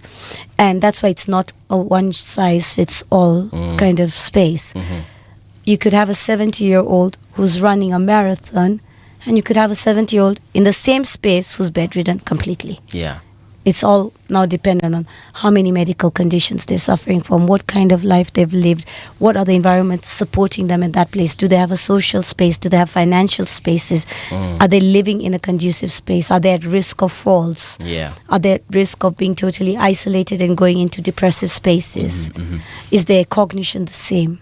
So the decline starts from 40. How fast and how aggressive that's going to be is hard to tell. It's all dependent on the, like I said, functional capacity or functional capability is equal to two factors: your intrinsic capacity and your environmental.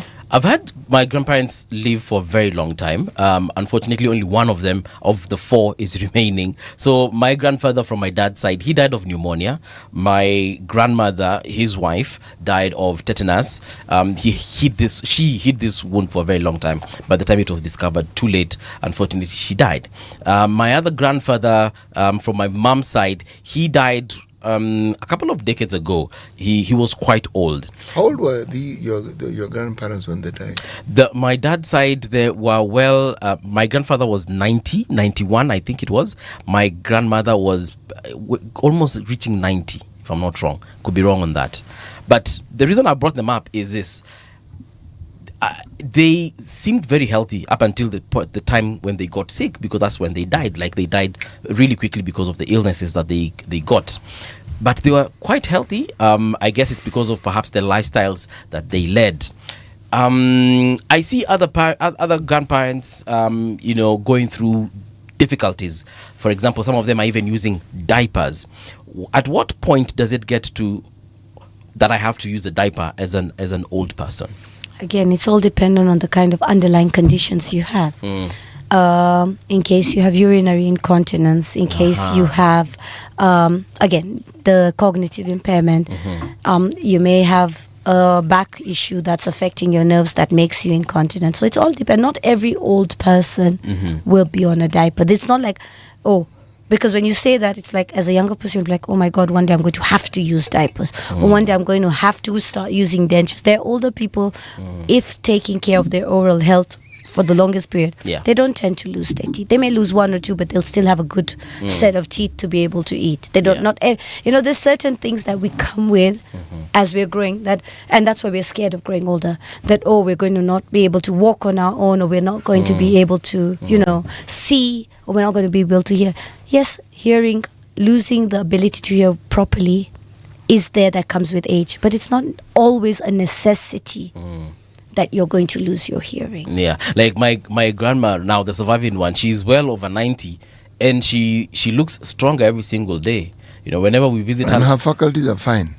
Well, her hearing is not perfect, but she hears without any hearing aids. She can talk well. She, like I said, she goes to the shamba, digs up arrow roots and makes sure everyone is fed. She wakes up in the morning, cooks mandazis. So I'm looking at our genes and I'm thinking I'm okay. Your genes are good. But there's this little factor. You talked about an ecosystem. Now, if you live in an ecosystem where age is something people don't look forward to or is shunned, and with that comes a total lack of respect, then one would dread getting old. Of course. In an ecosystem where it is valued, appreciated, loved, aging doesn't become a problem. In fact, one could argue, one even looks forward. And that is the thing I was saying, that when you have what you need around you, and that comes from the younger generation, inclusivity. A lot of times, I think maybe back in the day, families were very close-knit. The older persons in the unit of the family were always, it was a must to be included. And that's probably one of the, yes, we say our life expectancy has grown. Why, then the question would come, why did people die earlier? Like why were, older people were not as old as they are today, the life expect. But medical advances, that's illness and things that were within or beyond control, and medical sciences has changed things a lot. Like we have better healthcare availability, but the access to that is not always the best in our country, really, right? But what kept them thriving or at the best quality of life, no matter what their age was the way the social ecosystem was. And based on those is where we've gone. The research is showing, as we live in today's generation, the social ecosystem is very different. When an older person is put in an older person's home, it's a very good environment if it's done correct. When I say done correct, the older person home is not a place to go leave the older person and then just see them at Christmas or on a birthday or that Easter. I had time today and I've just popped in for 5 minutes. It's a place where they're in an environment where they have like-minded individuals to do things at a social level, but not being felt that the family unit has forgotten them. Yeah, it's not a place for exile. Yeah, like if I was living here and my children were living in the diaspora and I'm living on my own, but it's not safe for me to be alone. An older person's home is giving me a place where I'm included, where I have social activity, where I am able to be cared for if I need it. Okay. But assuming I don't need the care and I'm very independent, then I should be allowed to be on my own with the help I need. Because not every older person needs to be dependent, and that's what healthy aging's concept is. To be as independent, and if it was not possible, we wouldn't advocate for it. So age is not a space where you're losing your level of independence. It's a space where you need to figure out how you're going to stay independent. Yeah. And these are the things that matter. What you do, if you're socially active, your brain is engaging. If you've been exercising, you're not going to lose your muscles. You'll be able to walk. You'll not be at risk of falls. Because a fall at 80 is life-changing.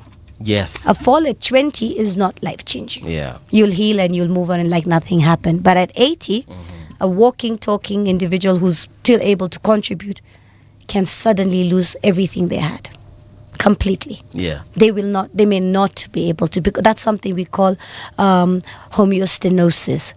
The body's physiological reserve as we age is lessening. Yes. So its ability to bounce back from stressful events, whether it's illnesses and all, becomes reduced. Yes. So they can't bounce back. So if they got a common cold, an older person gets a common cold, Right. they may not be back into themselves in the 3 to 5 days that you or I would. It will take them maybe 2 weeks, or it may even lead to complications that should never have happened. Yes. So that's where we say vaccines are great, especially for the common illness like flus and pneumonias, because it prevents them from getting a very severe form of the illness, because as it is, even a mild form is far more serious for them than it is for us. So prevents hospital admission. If I take my 85-year-old mother to hospital today, I'm not sure she'll come back better or worse. She may feel like whatever took her there may bring her back better, but on a mental level, she may come back far worse. And once that is affected, changing that becomes very... And it's not because it's a deliberate choice. It's an inability to bounce back because your body is on a slowed down space. When you talk to... I'm sure for you, you may have engaged with people. And I may tell you, hi, my name is this name. If I tell it to a younger person, it's instant registration. For you, it may be like a 1 second lag. I'm not saying it's always that long, but there is that, and that is a natural slowing down of the brain's processing. So it's not because it's discriminatory. Yep. It's about understanding. And that's why when you'll be talking, we have to learn patience when we're dealing with older people. Because I could ask you a question and I won't get a response instantly. And it's not because the person has not heard me or is not able to function. It's, I'm a stranger, I've just come in, you're trying to tell me who you are, I need to let my brain process what I'm being told. And if I'm there being impatient, you will read my body language as an older person and be like, get nervous because you're like, what's expect? And then what happens? I'd rather not interact because I am not able to. And that's where the inclusivity, a lot of people are, they're not able to process. It's not. You're not giving them a chance to get into the space of processing. You talk of dementia. Yes. Okay? And the early onset of dementia and the cases that bring this about. An ecosystem where my mind isn't as engaged as it once was. Does this predispose me to problems that ordinarily I wouldn't have if my mind was just as engaged as it has always been? Yes, we do. That's why we say that keeping the brain active is very important because it's a big risk factor on dementia. Exercise, again, a lot of people underplay exercise, and I don't mean waking up and going to the gym necessarily. Strength training can be done at home with very simple things. Just getting up and sitting up and down from your chair is building your muscle strength of your lower body. Simple, just standing and balancing on one leg is improving balance. Not necessarily, not everybody has the access, like we say, in the rural areas. It's not like you can wake up and go to a gym all the time. I mean, it depends on where you are. But you said your grandmother goes to the shamba and digs and all. She's there, bending, squatting. Those are all strength training without really realizing. And that's why she's still walking. It's strange you should say this for one simple reason. As you're talking, I focus my mind on the times I would go home when my grandparents and my parents were alive. And I would choose to walk when visiting relatives as opposed to driving. And if I was at home for 2 weeks, I came back feeling a lot better. I was... because when you visit, one, it's not, I came to say hi and you walk off. You walk a long distance, you sit, you converse, and they will insist you eat. So you have to limit how many people you visit because they limit how much you can eat. Otherwise you find yourself with no space to walk because the body is refused. Yes, but just the walking, and it is leisurely walking. There's nothing competitive about just taking a walk. It will be long, but just the back and forth, and then in the process you meet people along the way. Some you are people you played football with when you're younger. So that entire interaction and the walk in itself was very therapeutic. Now, to date, when I think of going back home, it's what hits my mind. The walks I am likely to take. Because the walk also means you'll pass homesteads where you know people. The walk also means I will get an opportunity to talk to people who ordinarily I wouldn't talk to. Yeah. But people who are my age are few and far between now. Right. Yes. So the people I will probably meet are their children. So then again, in a town setting, that gets to be tricky. Because the village is the community you live in, and the neighbors, now those are essentially your replacement relatives. And the culture in town, let me not speak about other places, but I, for one, don't know my neighbors. It's by choice, not that my neighbors are terrible people. And I sometimes wonder whether I should be friendlier to my neighbors. I mean, I say hello, I will even talk and discuss one or two things, but the culture I grew up in involved Not just saying hello. I used to visit people, I used to talk with people, I used to engage. I no longer do that. I think that's actually a general environment we're all growing in. The generation that is now does not have the time, or is not consciously making the time to do that. Like you say, rightfully so. Even in the township, as I was growing up, every weekend there'd be that plan to visit people, family, friends. Yes. Like, it was a very, you'd not find yourself, if you're in your house, it's because somebody's coming to your house to visit. And it's social. So there was always, at some point, as young kids, you're like, we don't want to go because we have other things we want to do, and you're dragging us along to go visit. But that was very important. And today, I'm in the same shoes with young kids. Yeah. But I'm not doing the same thing. But not because I don't want to, because there is no time. Yeah. Why Our is there lives no have time? become, we are not making the time consciously because we have not understood the importance of socialization in our healthy aging journey. And I think that's why that's why I actually took up this offer to be on this conversation. Your radio generation, which means young people are listening in. Yeah. These are the same people who need to understand time will never be made. You have to make the time. True. Even within friends. In university, we love university because it's the place where you go and you meet your friends and you hang out without having to make an effort, because it's a natural process to be there. The minute you get into working lives, then people plan reunions 10 years later. When 10 years later you come and see people, you're like, you find out that you live next to each other but you've never met, and yet in this reunion you're so excited. Why have you never met? Because nobody ever took the time. And then the answer is, oh, I'm too busy. But we're all very busy. Time to socialize needs to be made, just the same way you make time to get up and go to work. This should become part of your day-to-day, creating the social spaces where you're able to interact with people. And that should not be only interacting with people your age. Yeah. It should be very inclusive, because that inclusivity is very important for the older people. Because like he's saying, as you grow older, the people you interact with are becoming fewer and lesser. Yeah. So at some point, you may be the only one within your social circle left. But if you were never included, you'll not want to go out because you're like, and I have nobody to interact with. Just like when we have kids, when you take them to a grown-up party, they don't want to come. Why? I don't have friends. What am I going to do? But if they were included, they look more forward to being with you.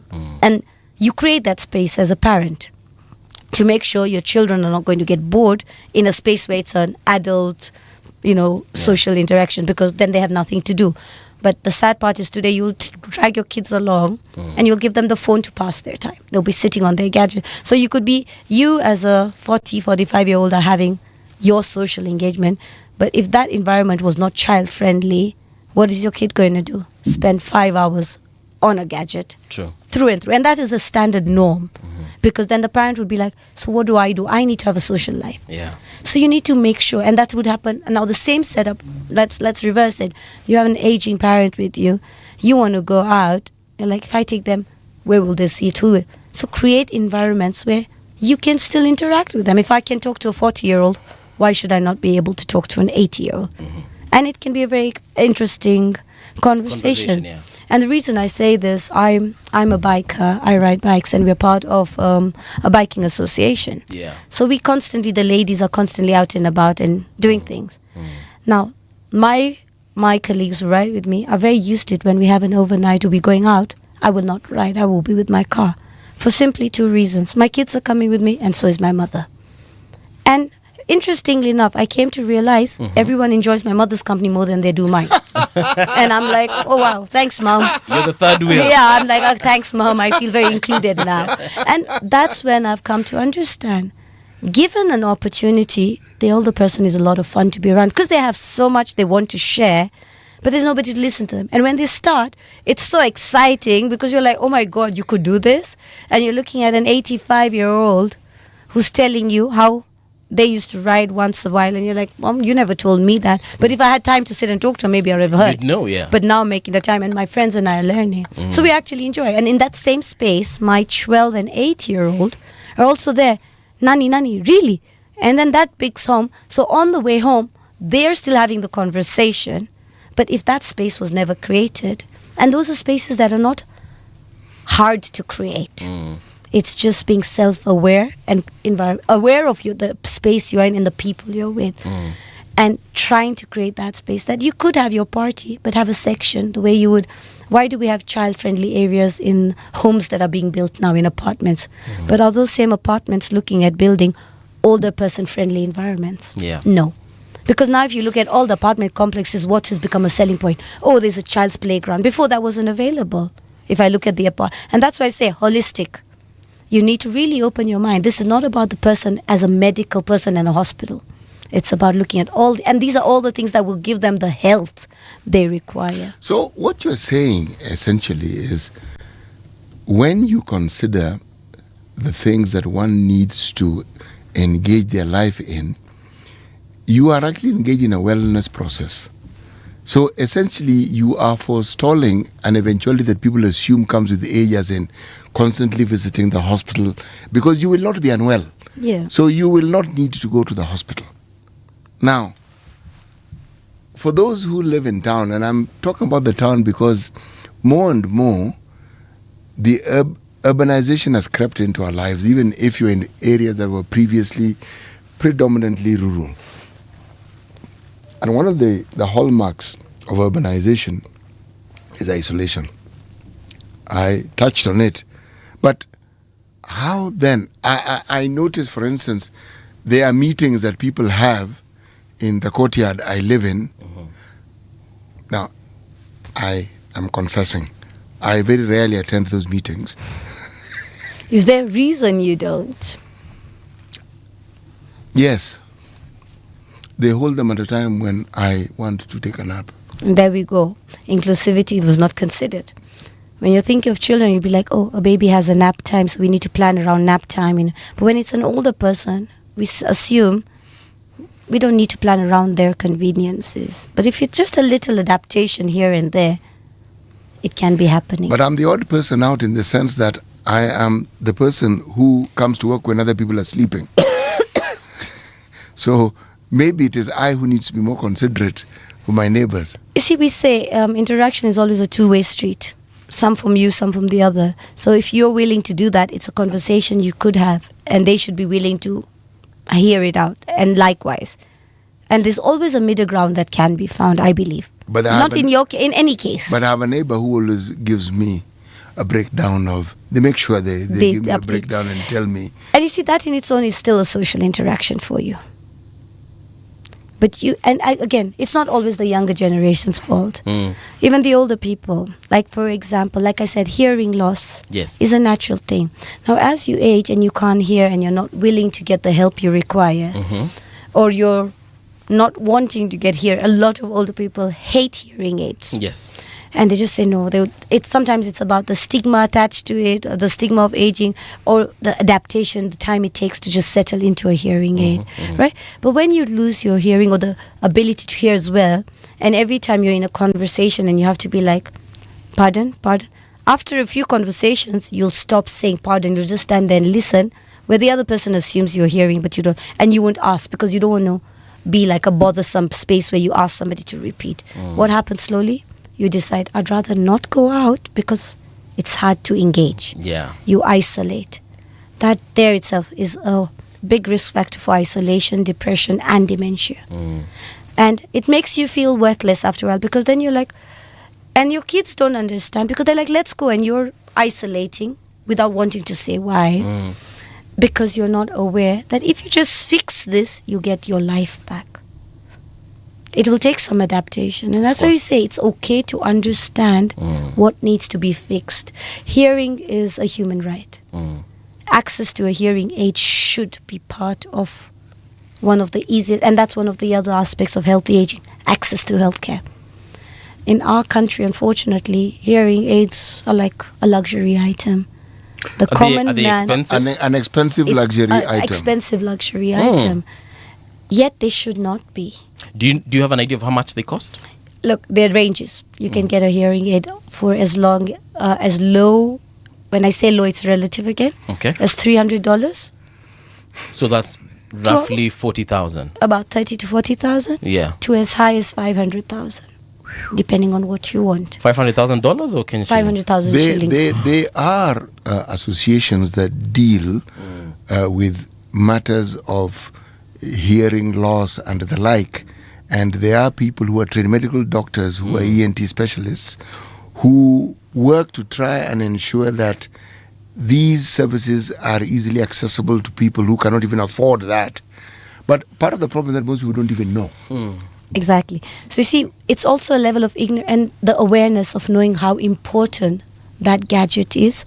And it's not just about giving the gadget. It's about teaching the person how to adapt to it, how to use it, and how to...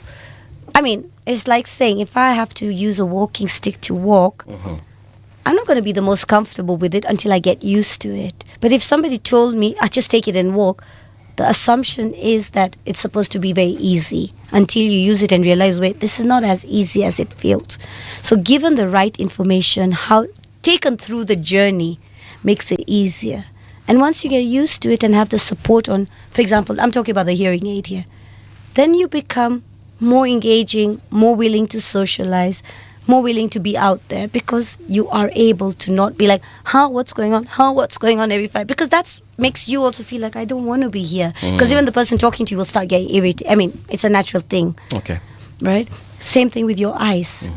Cataracts. Okay. Cataracts are the most common things that happen with age. A lot of people don't get them fixed. They're scared of the surgery because it's being made to sound like it's such a big deal. But if the general public is aware, it's important, just get it done. It gives you back your eyesight in a way that can, what is correctable, correct. Okay. Don't live with it. Okay. Again, nutrition. Nutrition is not about just having food. It's about what are you eating and is it the right thing you're eating. There are foods that are great for your brain. There are foods that are great for your muscles. As we grow older, we need to eat a lot more protein than we need to eat starches, because protein is muscle building, brain protective. You need to eat antioxidants, berries, and the likes. So it's very important to be aware of what is right for you as you're going into those ages, because what was healthy for a child needs a more high starch diet. As you grow older, it becomes a more protein. All right. Daktari, thank you so much for coming through. Thank you. We've come to the end of the show. Yes. This has been an enthralling conversation, and I'm sure people have captured one or two things. Perhaps one thing I can allow you to do is let them know how they can get in touch with you in case they have any further engagements beyond today. Okay, so I am working at a hospital called HomeofHardTruths, but do you want me to give out my number? Whichever one, the hospital one, your number. Where it's situated? The hospital has 2 branches. One is on Riverside, near the medical campus, Chiroma Medical Campus, and the other one is in Ruiru. Not in Ruiru, on the Eastern Bypass, right on the bypass. But the easiest way to get hold of me is my number, because I'm on call all the time. I pick my calls all the time. All right. So 0722 841 819. All right. Yes. Thank you so much. We are hosting Dr. Ekuru Okot in the next hour. He is the party leader of Third Way Alliance. Do stand by for that conversation and much more.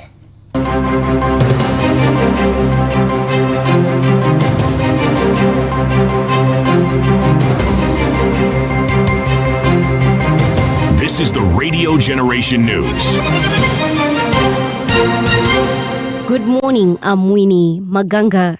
Public hospitals across the country are struggling to offer services as clinicians continue with a strike, insisting they will not return to work until their demands are met. The standoff now in its 23rd day has seen clinical officers and the Ministry of Health fail to agree on a solution, leaving many patients without care. The clinicians' union says the government has declined to engage in meaningful talks to resolve the dispute. The CS even made it very clear that he doesn't want to sign a CBA for few people. He doesn't want to sign a CBA for few people that he has negotiated for since 8 years ago. Did he know that he was negotiating a CBA for 150 people? Tunafanya kazi katika maabara na zote za TB. Tunasaidia patients wa TB. Sisi kama watu wenye tunafanya kazi hapo, mnatuchukulia vipi? Mnatufanya vipi? Mnatuumiza. Embakasi East Member of Parliament Babu Owino has accused ODM leaders of abandoning the ideals of the party's longtime leader Raila Odinga. Speaking on Citizen TV, Owino warned that ODM risks losing its identity if it fails to embrace generational change, saying his criticism is meant to defend Raila's legacy and not rebel against the party. Current ODM that we have does not talk about what Baba stood for. Baba never went to look for coalitions. Baba never went to look for other parties. Other parties came to look for Baba. This that we are going to look for is a different ODM. So therefore the leadership of ODM must ensure that they stand with what Baba believed in. They are, of course, that leadership, they don't like the young people. Former Chief Justice David Maraga has accused the Kenya Kwanza administration of presiding over a deep crisis in the education sector, warning that the country risks failing an entire generation unless urgent changes are made. He said the current approach to education, especially the rollout of the competency-based curriculum, has lost directions and no longer serves learners, parents or teachers. In a statement issued on Wednesday, January 14th, the UGM party leader said true access to education must go beyond simply admitting children into schools. This education financing framework is a failure of both policy and morality. It reflects a regime in such a moral decay that it consumes its own children's future from primary school through to university. Education is not a favor from state. It is a constitutional right and a national duty. Under an Okatiba government, public funds will follow learners' needs, not the greed of officials. The United States government has announced a broad suspension of immigrant visa processing for citizens of 75 countries, signaling a major effort to tighten control over the legal entry into the country. The move is part of the administration's ongoing campaign to reduce reliance on public aid by new arrivals and strengthen immigration screening. The State Department said the freeze is aimed at ending what is described as misuse of the immigration system, particularly by people who seek government support shortly after entering the country. And that's the truth on Radio Generation. Good morning. I'm Winnie Maganga. This is Radio Generation. Radio Generation Classifieds. Every birth is a moment filled with hope, love, and trust. At the Nairobi South Hospital, we honor this journey by providing world-class maternity care in a safe, modern, and compassionate environment. From antenatal care to delivery and postnatal support, our advanced facilities and dedicated team of doctors, midwives, and nurses ensure every mother and baby receives personalized, dignified care. The Nairobi South Hospital, where every life begins with care. Radio Generation Classifieds. The views and opinions expressed on this program are those of the guests and do not necessarily reflect the views of Radio Generation. Radio Generation assumes no responsibility or liability for the interviewee's views. This is Radio Generation. In the beginning, there was morning radio. But now there is Radio Generation's The People's Breakfast, curious and bold, getting facts from the shadows. That's what it is. Now, as the city wakes and secrets stir, a bright new voice shines. The People's Breakfast, your morning, your voice, your journey. Good morning. Good morning, my neighbor. Welcome to the home of hard truths and bold insights, Radio Generation. Karibu tena sana. This is Radio Generation on 88.8 FM in Nairobi, 90.7 in Mombasa. A very good morning to you if you're listening to us from Garissa on 89.5 FM. A big shout out to Job Omosa. How are you doing? Eric Ninda. Good morning. You're saying a nice show. Thank you so much. Then there's Ram Laram. Hey. Okay, let me just end at Ram before I bite off my tongue. Ram saying, good morning, Paul NCT. Well, good morning to you too, Ram. How are you doing? I hope wherever you are, everything is fantastico. We are trying to get a hold of Dr. Ekuru Okot. He's the party leader of Third Way Alliance. Edna ameniambia kidogo kunaweza kuwa na some breakdown in communication there, but hopefully he's making his way here kama anatusikia. But yes, we had planned to have him this morning, and the conversation was going to be around the broad-based government debate, of course, looking at issues to do with accountability and the road to Singapore.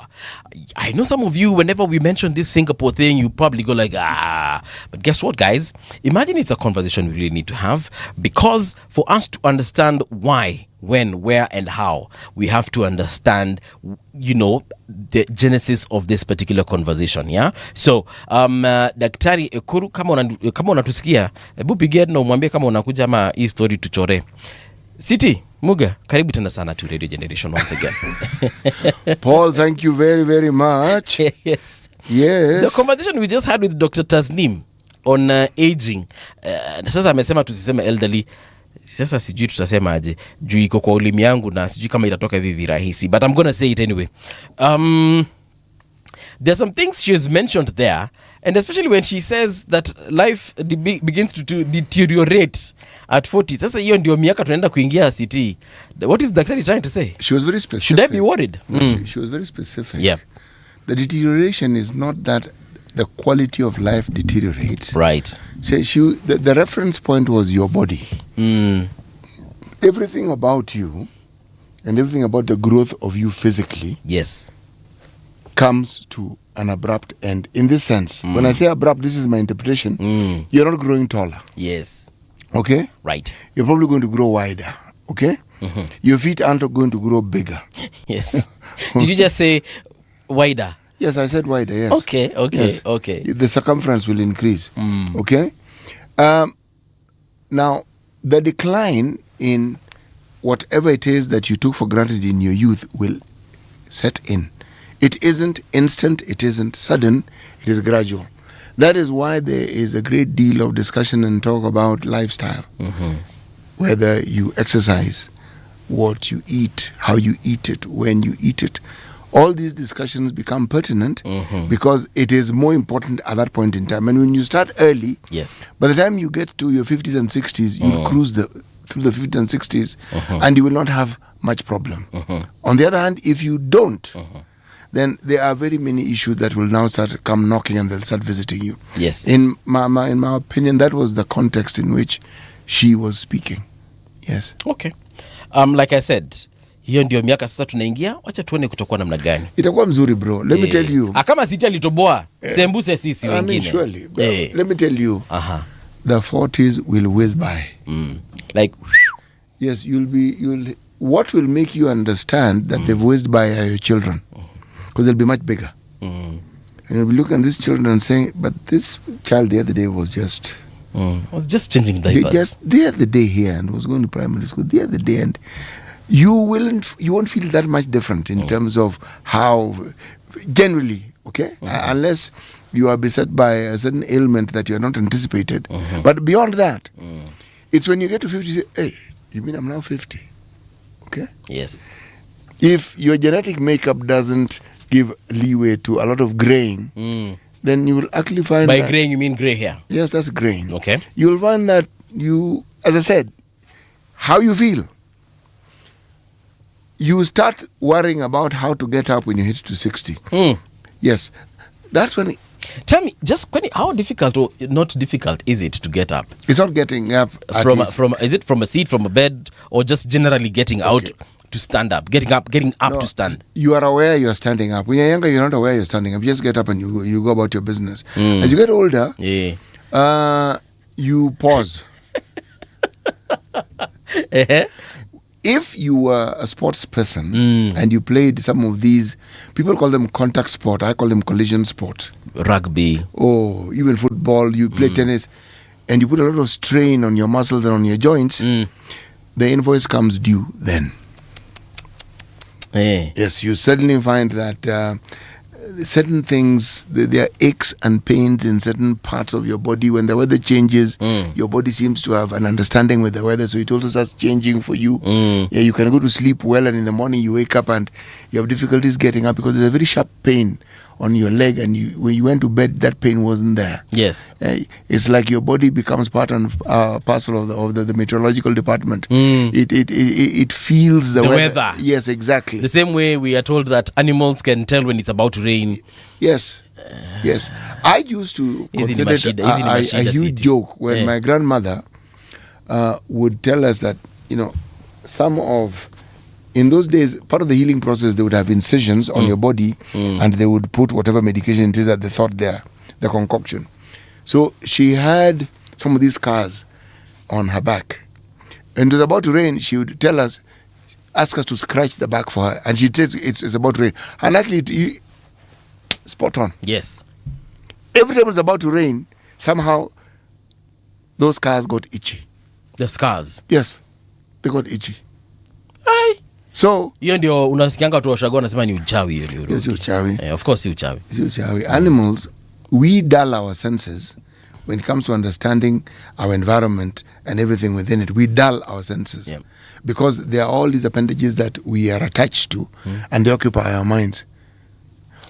People who live in the rural areas who grew up can tell you this change of wind means this. Why? Over time they've understood it. They can look at a crowd and tell you, it's not going to rain. That cloud will pass. Funny enough, that's my dad.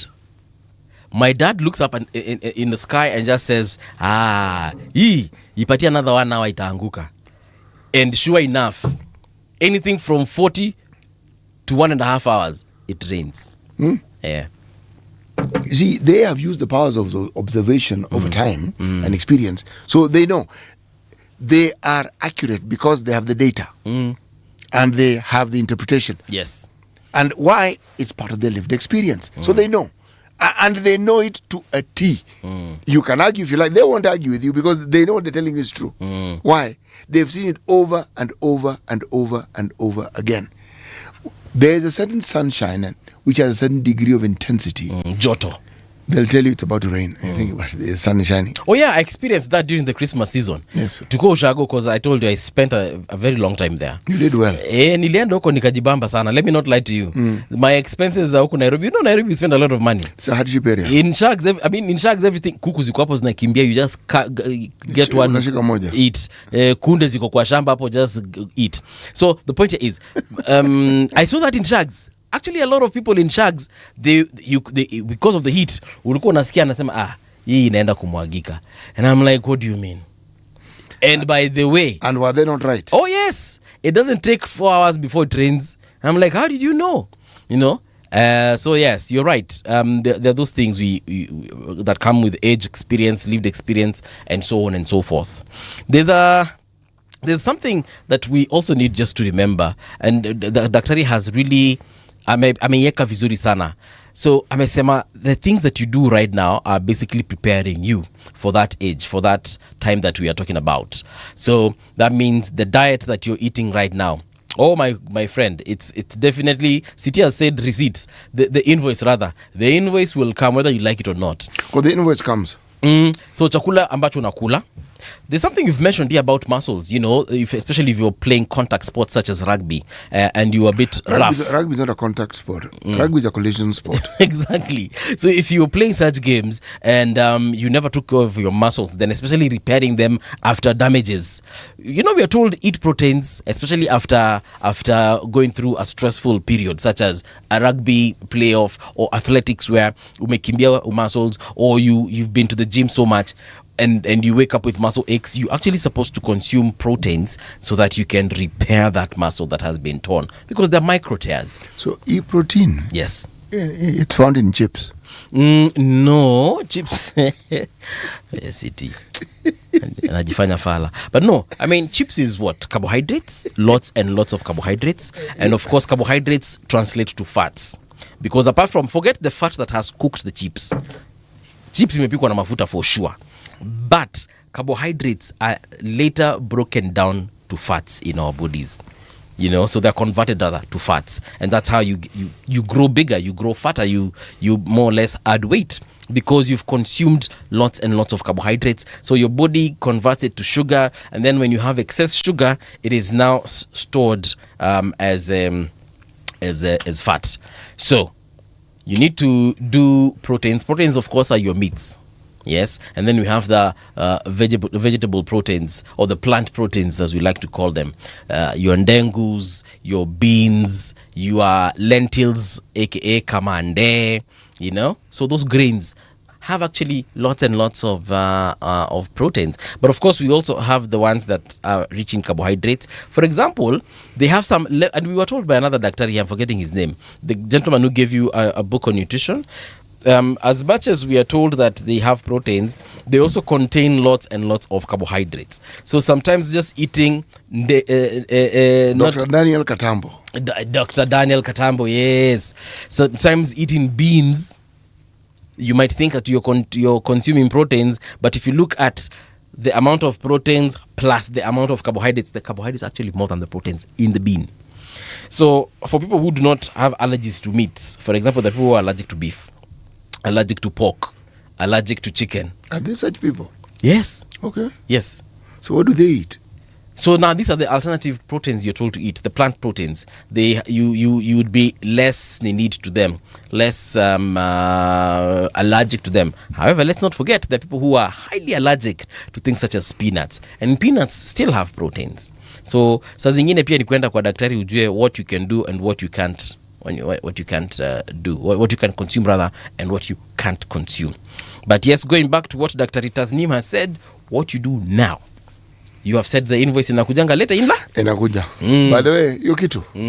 Inakuja. Yeah. That is you broke your leg and then you twisted it. Yes. Then you broke again in that same well, in your 40s, not much, unless it was really, really, really badly damaged. You get to 50, you start realizing this thing, you'd forgotten you actually injured it. Yeah. But suddenly, as I said, the invoice comes due. Talk to anybody who did a lot of athletics, who played sports, believe me, whether it was basketball, even tennis. Yes. But you exerted a lot of pressure on your joints and on your body. Ask them as they get older exactly how they feel. Hey, you're too. There are folks I see in their late 80s, some perhaps even in their 90s, and you will see them even in your local area consuming lots of alcohol. How those guys do that and survive beyond the day they have taken that alcohol, for me, I don't know. Is beyond me. You know, Paul, there's an English expression for people who consume alcohol and it doesn't seem to affect them. They say you have a wooden leg. Okay. Yes. Which I presume must be the repository for the alcohol you consume. But there are people, we are constituted differently. Yes. So our constitutions are different. Okay? Now, what I have seen over time is that if you grew up in a rural setting, you will have a certain level of fitness that will serve you well over a long period of time. That is, of course, if your body wasn't ravaged by diseases that went untreated and you thought that your body had acclimatized, whereas the disease was just lying in wait and was going to attack you later on, or it will bring about a complication. Why do I say this? Because life in the rural areas, whether you like it or not, for the longest time, before the advent of the piki-piki, you either cycled or you walked. Okay. So you are exercising whether you like it or not. To eke a living, you farmed. You are again exercising whether you like it or not. And when people ate, the food was in their kitchen garden. It's the vegetables you'd be told, no, take that, go to that particular patch, get the string onions from there, the food was as fresh as it can get because you took it from the farm and ate it daily.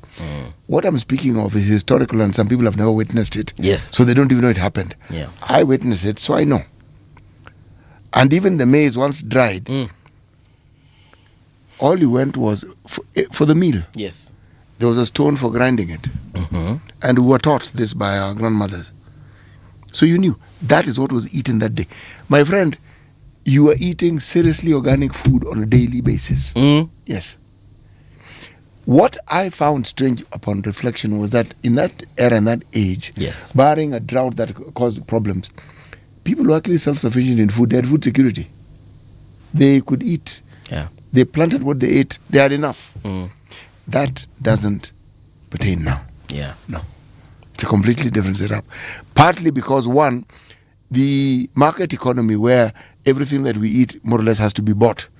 So people prefer to have money and go to the market to buy something they can actually grow.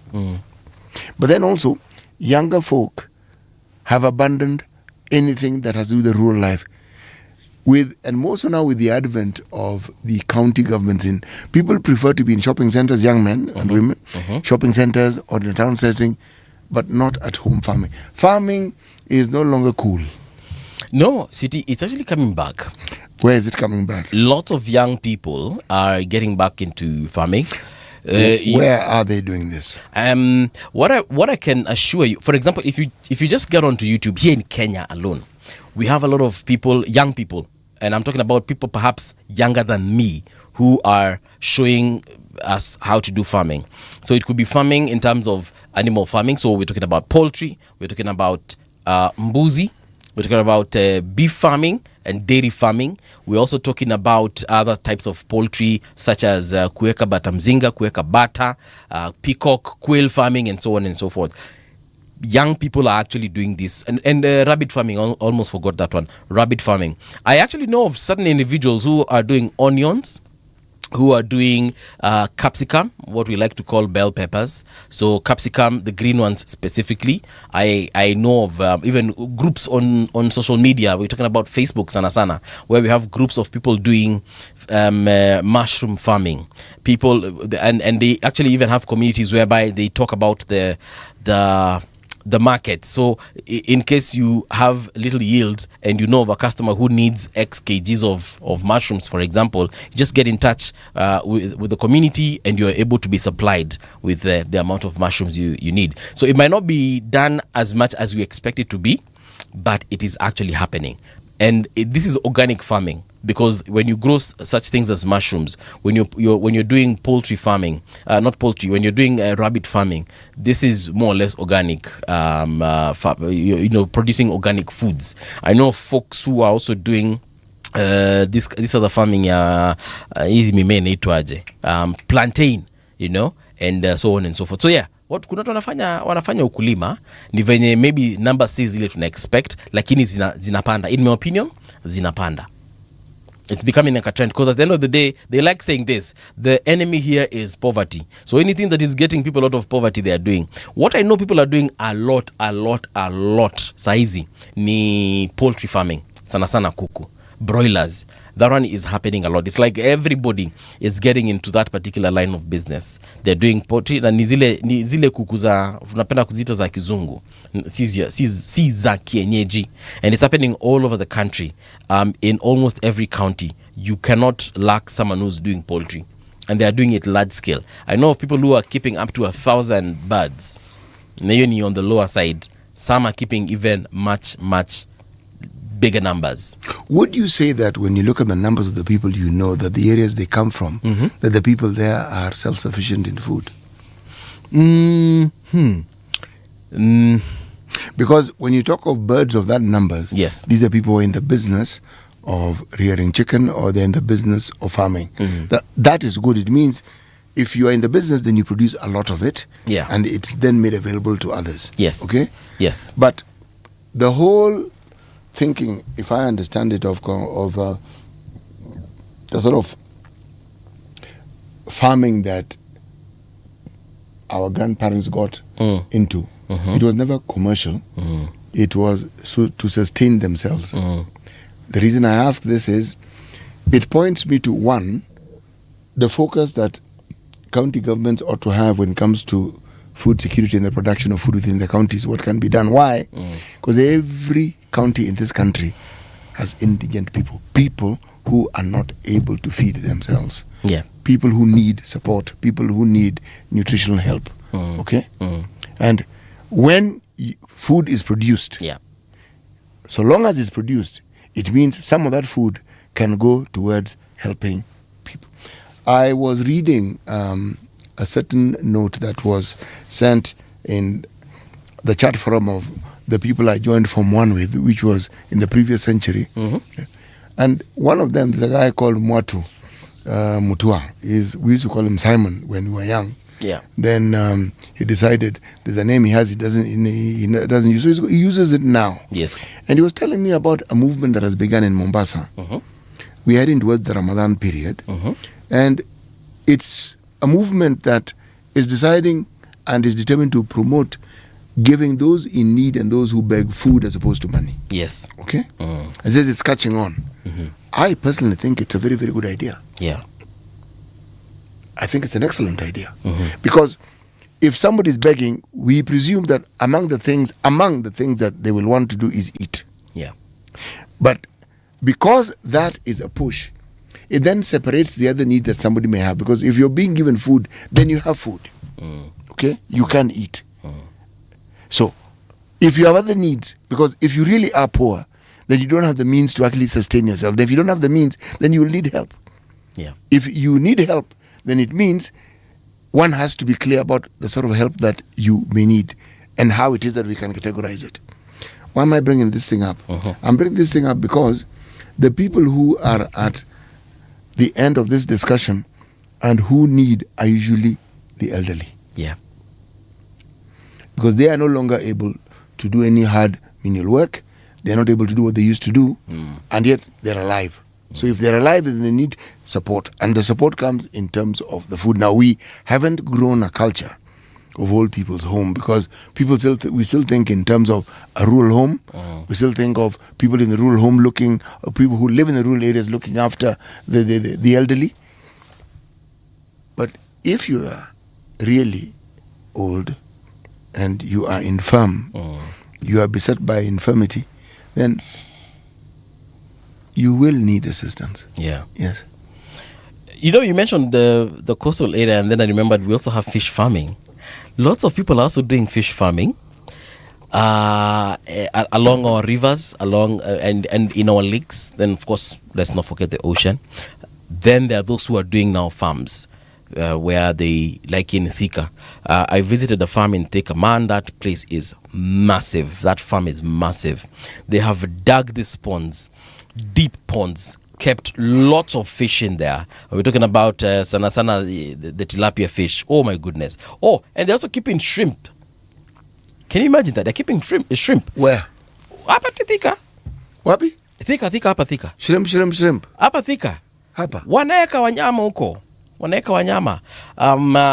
So there's that type of farming that we had forgotten about, and then there's aquaponics, where now it's a combination of both fish farming. Walk a little slowly. Yes. What on earth is aquaponics? So it's a combination of fish farming and plants, whereby you keep.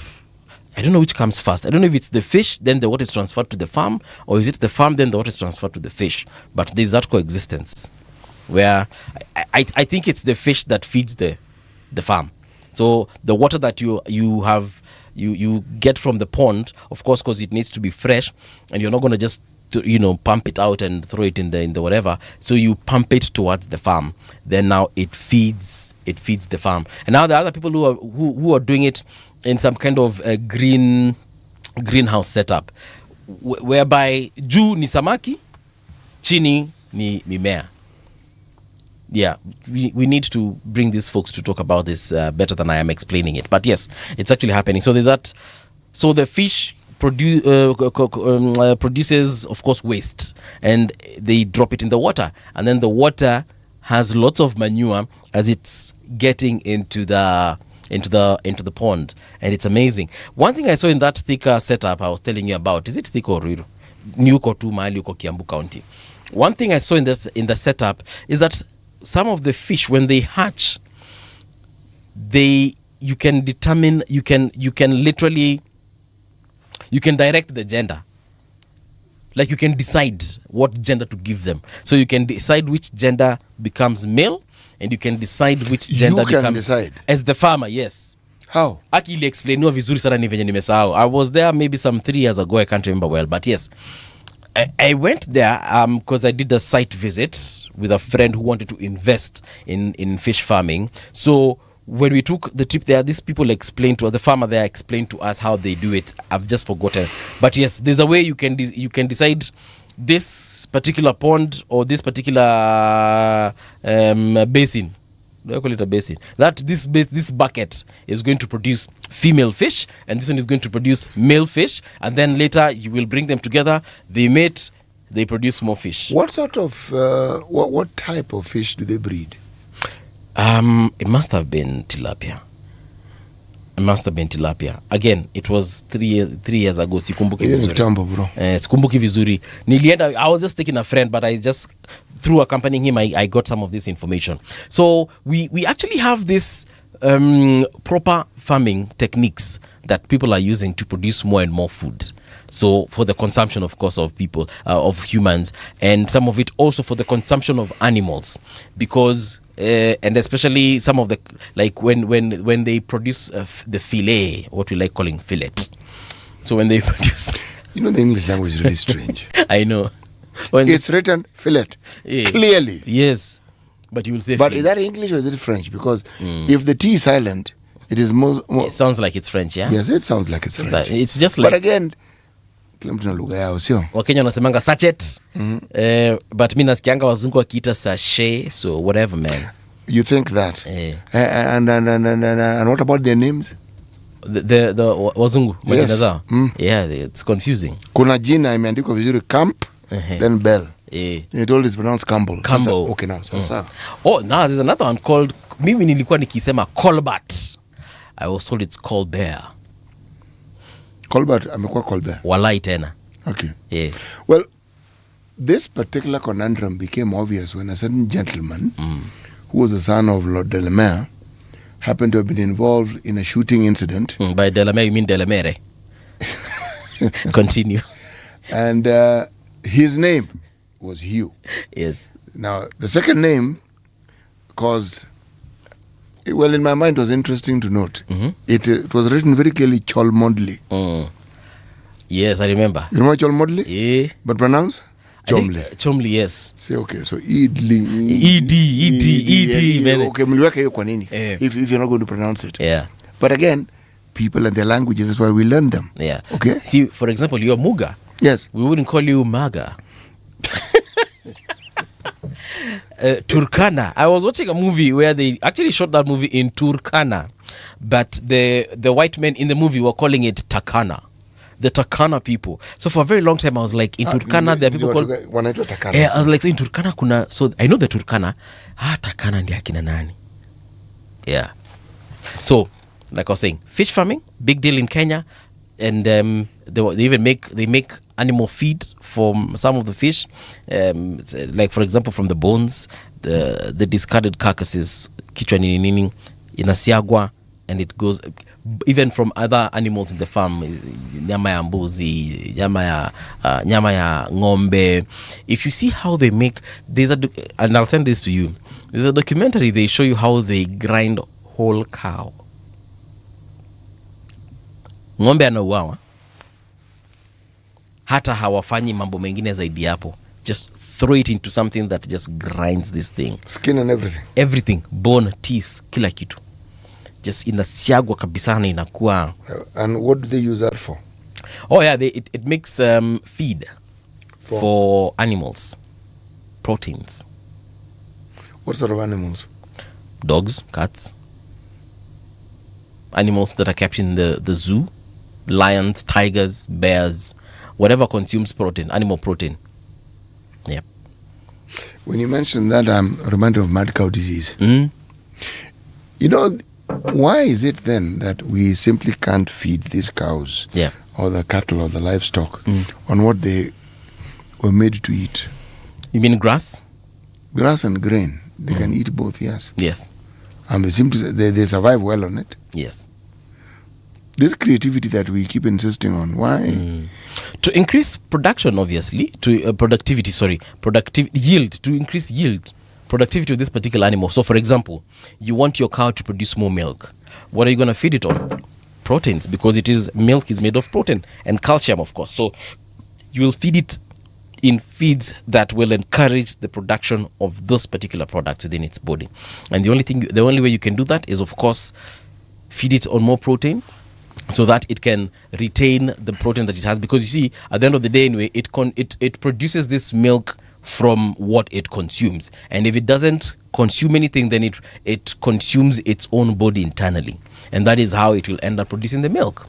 So, for you to ensure that the cow stays fit and produces at maximum, you also maximize the kind of yields that you give it. For example, in Japan, they have this very exquisite breed called the Wagyu. Wagyu beef, one of the most expensive beefs in the world.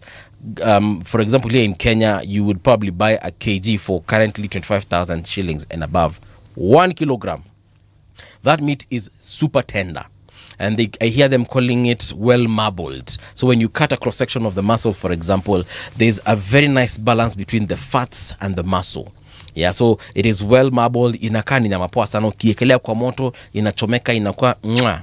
And it's very tender. So that means you don't struggle chewing this meat. Now, Wagyu beef, like I said, and then of course the flavor also is determined by the kind of feed you give this particular animal. So you feed it on fine grain, and they also give it alcohol. Yes, they give cows alcohol in Japan. It's a fact. You can check it out to ensure that this cow, you know the way we were told in the Bible, you take some for the stomach. Cows in Japan take alcohol, my friend. Literally fed on alcohol. The way you... What type? What sort of alcohol? I think it's beer. Yeah, obviously they're not gonna feed it with whiskey, but they will feed it. And this is beer specifically made for that animal feed. So there's a way it's mixed up with the rest of the feed, and these cows eat it properly. No one shiba. Beer is made from grain. It is made from grain. So they actually feed it on grain, and there's a period of time for it to be certified as Wagyu beef. There's a period of time after the animal has been born from another Wagyu cow. There's a period where it is fed exclusively on the mother's milk. Then kuna wakati inakatwa tu pap, so that now you can continue upgrading the quality of the meat. Now you take it to the grain feed, and it is fed on that special grain feed up until the day it will mature for slaughter. It's been done. Wagyu beef is now been cultivated. Do I call it cultivated? It's been bred in Japan, which is the original place. Australia are doing it, New Zealand, South Africa, and it's patented. You know, patented. Like hii iko na patent yake. You can't, here city in Nairobi, you can't rear Wagyu beef or cows. What if I rear it and call it something else? My friend, utakujua. No. It's a patent. Where do it's a patent? So long as I'm not calling it, the patent is Wagyu, or is it the patent is the process of feeding that you produce it? Where yako now you can feed it on busa and perhaps now call it a different name.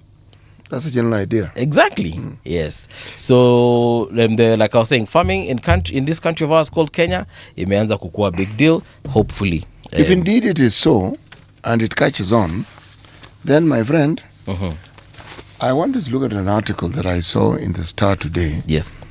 And I think it's something that we should discuss. Okay? Yes. As you get to that, a big shout out to Kimbugi We Eric, asking any Ugandan here, these guys are looking for information about Uganda. We'll give you in a short while. Victor Obado saying, city is full of wits. The future of this station is enormous. Okay. Sawa. Tibagali Kamak. It's another Ugandan. Amesema mwana ka UBC kafuse ekizibu. I'm assuming speaking in their mother tongue, yeah. But yes, City, go ahead. Sorry, nimekukata. No, hujanikata. We need to keep abreast. If there are more comments by our listeners, please read them out. I'm looking for Ugandan information right now. We shall be sharing with them shortly. But yes, continue. Big rip-off. MCA's top county staff vanish with car house loans. This is a story that was on page 4 and 5 of the Star newspaper. Okay? The situation has been worsened by the failure of some counties to ensure the loans, lack of collateral, weak or non-existent regulations, and poor enforcement of recovery mechanism. Okay? The government provides official car loans and mortgage schemes with favorable terms to state and public officers. These schemes offer lower interest rates and longer repayment periods compared to commercial lending, and are managed by different government agencies depending on the employee's role. However, some beneficiaries are defaulting on repayments, triggering concerns about the possibility of loss of public money. Yes. And then there's a list here. County executive and assemblies struggling to recover car loans and mortgages. Okay? Wasingishu executive. Yes. They 118 million. Nyamira Executive 51 million. Bungoma 23 million. Kajiado 14 million. Mombasa Assembly 53 million. Marsabit Assembly 26 million. Samburu Assembly 14 million. This is just a random sampling. Okay. Okay? Yes. And it's an article by someone by the name of Julius Otieno, and it begins by saying millions of shillings advanced to MCAs and other top county officials, including governors, as car loans and mortgage may never be recovered. It has emerged in the latest scandal to rock the devolved units. Okay. Why this story is of interest to me? Yes. Is it gets to the heart of a very simple notion. That is the notion of managing public resources. Because if the county advances you money, the county is advancing you money that has been given to it as its equitable share. From what? From the taxes that we pay. And the sole purpose is, actually the primary purpose, is for it to manage the affairs of the county. Yes. Okay?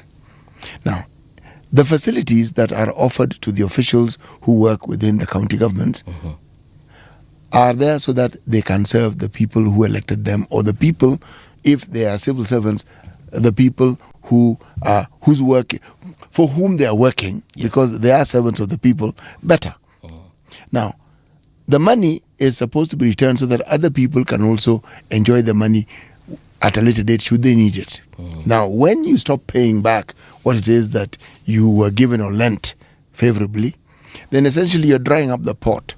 So the likelihood of people being in a position, others, to actually benefit from it is on a reducing scale.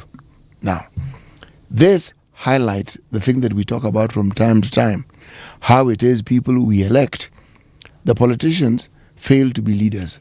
Because in doing what they are doing, they are demonstrating with clarity how able they are, how very capable they are of mismanaging the resources, which means they're irresponsible. And if they're irresponsible with the resources, it means that the responsibility that is thrust on their shoulders is too heavy for their shoulders.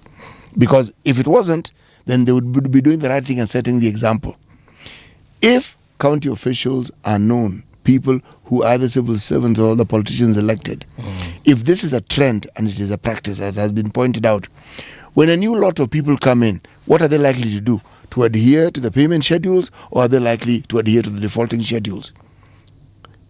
It's a question that whoever's listening can think and answer for themselves. Yes. But the thing that bothers me, these are resources that are public. These are public resources. And they are being misused, and they are being misdirected willy-nilly, deliberately. People are doing so deliberately. Because it isn't as though when they're given the money, their ability to repay was not considered. It is considered. Yes. So they determined that they are not going to repay. Yeah. Now, that's impunity. If somebody who is supposed to be a senior official has taken that stand that they will not meet their obligation, do they know the ripple effect of that particular decision and the really terrible example it sets? Yeah. Interesting way to look at it. For sure. Like I said, I promised we're going to talk about this Ugandan situation. I've just seen a post here by UBC Uganda. This is the KBC version of Uganda. So UBC is currently online, but the rest of the country is not. How this is possible, I don't know. Now, when the country announced that they will shut down the internet and not allow new SIM card registrations, kuna vitu kadhaa walisema pale, I was asking myself, right now technology, and especially broadcast technology, is really dependent on the internet. For example, when your reporters are on the ground and they are reporting, perhaps telling you what is happening in a place like Kakamega, I'm assuming this is Uganda, so giving you updates on what is happening in Kakamega, giving you updates on what is happening in Kitui County, so we can see Mheshimiwa Kalonzo is here voting nini. They need the internet. That's what you think. They need the internet nowadays, especially because, like I said, technology has really changed, and especially for new media, the new media houses that have come up right now, such as ourselves. We don't have the kind of equipment KBC has in terms, we can't do satellite broadcast, for instance. Why? Because that technology is kind of outdated. It's outdated, and the equipment not many people are selling that equipment. You would really need to search for it. It's like if you're driving a car from the 1960s, if the carburetor breaks down, by the time you find someone selling that carburetor, my friend, unless you do an importation. Oh, but the carburetor, you don't need a whole carburetor. Yes. You need to find out which part of the carburetor is a problem. But you get my example. I get your point. Exactly. So, if it is problematic for some of these new broadcast media houses, they do not have that satellite technology. So utapata itakuwa ngumu for Radio Generation to report from Kikambala kwa mfano. Yeah. So if you shut down the internet, what are you trying to do, man? You know, yeah. Let's look at this discussion. Should we say, let's give it a 360? Yes. Is this the first time we've heard this sort of news? Uganda shutting down the internet? Yes. Days before the election? Yes. Yes. Is it the first time? Yes. They usually shut it during the election. Especially wakiona ni kama kelele imetokezea, wanasema, you know what, hebu zimeni hiyo kitu watu wanyamaze. But they don't do it like 2 days before. You know, this one they did it days Thursday. They did it on Tuesday. Walizima Tuesday jioni.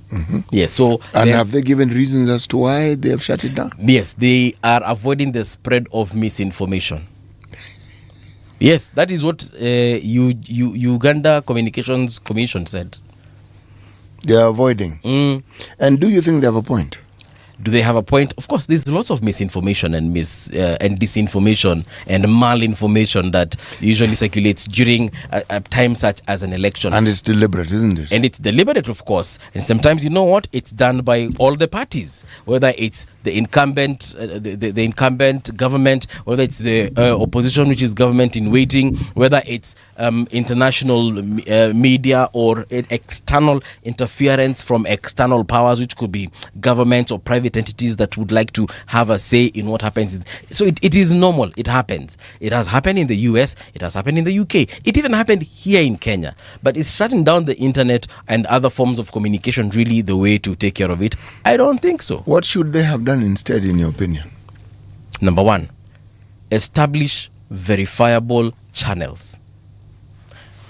Kenya Broadcasting Corporation here in Kenya is a state corporation. We expect it because by its very mandate, they are supposed to be a free and fair channel of communication, not being biased and so on and so forth, right? Such that if Radio Generation says something that is fake news, misinformation or disinformation, citizens know that, you know what, at the end of the day, we have another option, which is KBC, the government. Do I call it mouthpiece? So shutting down the internet is not the nini. Then number two, educating the public on how to identify this fake news. You can let them know. If you see a video, for example, these are the hallmarks of one that could be fake, and these are the hallmarks of one that could be real, and how to verify how to fact check some of this information that you're receiving, whether it's on social media, whether it's on the legacy media or any media for that matter. Shutting down the internet is not a solution, in my opinion. Easy exams, easy watu wanafanya KCSE, atunawazimia internet ndio wasikopi ama wasipate mwa Kenya. Well, that is the reason. But if the internet was on, beyond the maize and whatever information, what else would we be able to view here? Because all that is within the purview of the internet is not misinformation. It's just information. Yes. We would know, for instance, the details of the voting pattern. Yes. We would know, for instance, if they are tallying the way we tally here in Kenya, regions where whoever it is who is the incumbent, or whoever it is who is competing is getting votes, we'd be able to have an idea. Yeah. Yes. But that now is not possible, is it? No. Now the only entity we can get information from is none other than UBC Uganda. Because I'm checking the Uganda social media space, it doesn't exist. Since Uganda, Sudan, the Indian Ocean. Why? Because they are our neighbors, and whatever happens there might spill over here. And what happens here could also spill over there. Listen, don't forget, we are the same people who say that we've got communities that are on the border. We have Maasais here, we have Maasais there. We have Kikuyus here, we have Kikuyus there. We have Oromos here, we have Oromos on the other side. Rendile. Borana. We share these communities. So, and for example, I've seen examples where Mudi Awori, former vice president, had, I don't know if the brother. I don't know if the brother is still, was it a minister in Uganda? He was a minister. Yeah, is he still a minister there? Look at it this way. There are Samia in Kenya, there are Samia in Uganda. We have Suba here, we have Suba there. So yes, go ahead. Yeah. So if we are this one large community that we usually talk about, shouldn't I be and also have intermarriages? I have friends who've married in Uganda. I have friends who've married in Tanzania. So if we have this kind of relationship, if I had relatives in Uganda, surely I would like to know what is happening there. So if I can't reach my uncle, my aunt, my cousin, my sister, my brother, of course I'll be concerned. So Kenyans have a stake in what is happening in Uganda. So it's the internet that is off. Can you not call somebody in Uganda and talk to them? I don't know how. Najua walikuwa wamesema watazima internet and SIM card registrations. Now hapo kwa simu ndio siko sure. I think the phone lines are on. Yeah, so you can call and you can find out how they're doing. The reason I'm asking this question is this. Yes. You are right on every account. With regards to your neighbor, you do want to know about the welfare of your neighbor. It's actually important that you do. Okay? But also of significance, you want to consider, for instance, how much do we really influence each other in East and Central Africa? How much really does what is happening in one country influence the other? Let me talk about something as simple as music. If you look at how we do, not all of us, of course, not all musicians, but you will see a very significant influence of bongo music here in Kenya. Sana wasanii wa kutoka coast. Bongo is Tanzanian music. The artists who we align to bongo music are who, for instance? We have the likes of Diamond Platnumz. Multiple gemstones. So we have Diamond Platnumz, we have Rayvanny, we have Christina Shusho, we have this lady, Nibebe, what's her name? Oh my goodness, I'm forgetting her name. You really shouldn't ask me. Yes, so this you should be telling me. Yes, this Christina Shusho, Angela Chiba, she was from DRC, right? Yes. Angela was from DRC, the late Angela. So these, there's bongo. Okay. We also have some of them who actually live here. Mr. Nice anaishi hapa. Your neighbor. Fagiria. So there's a lot of intercultural exchanges when it comes to music. So you were asking something about what was the influence? What was the question again? No, the question was a simple one, and you began answering it well. I'm saying, how much do we really influence each other? Oh, okay. Yes. How? To what degree does what is happening in Kenya actually cross our borders and influence others in within our region? For example, we do a lot of trade with Uganda as far as they are our biggest trading partner, by the way. Yes. Yay. Textiles, food. Like I said, we get wives from there.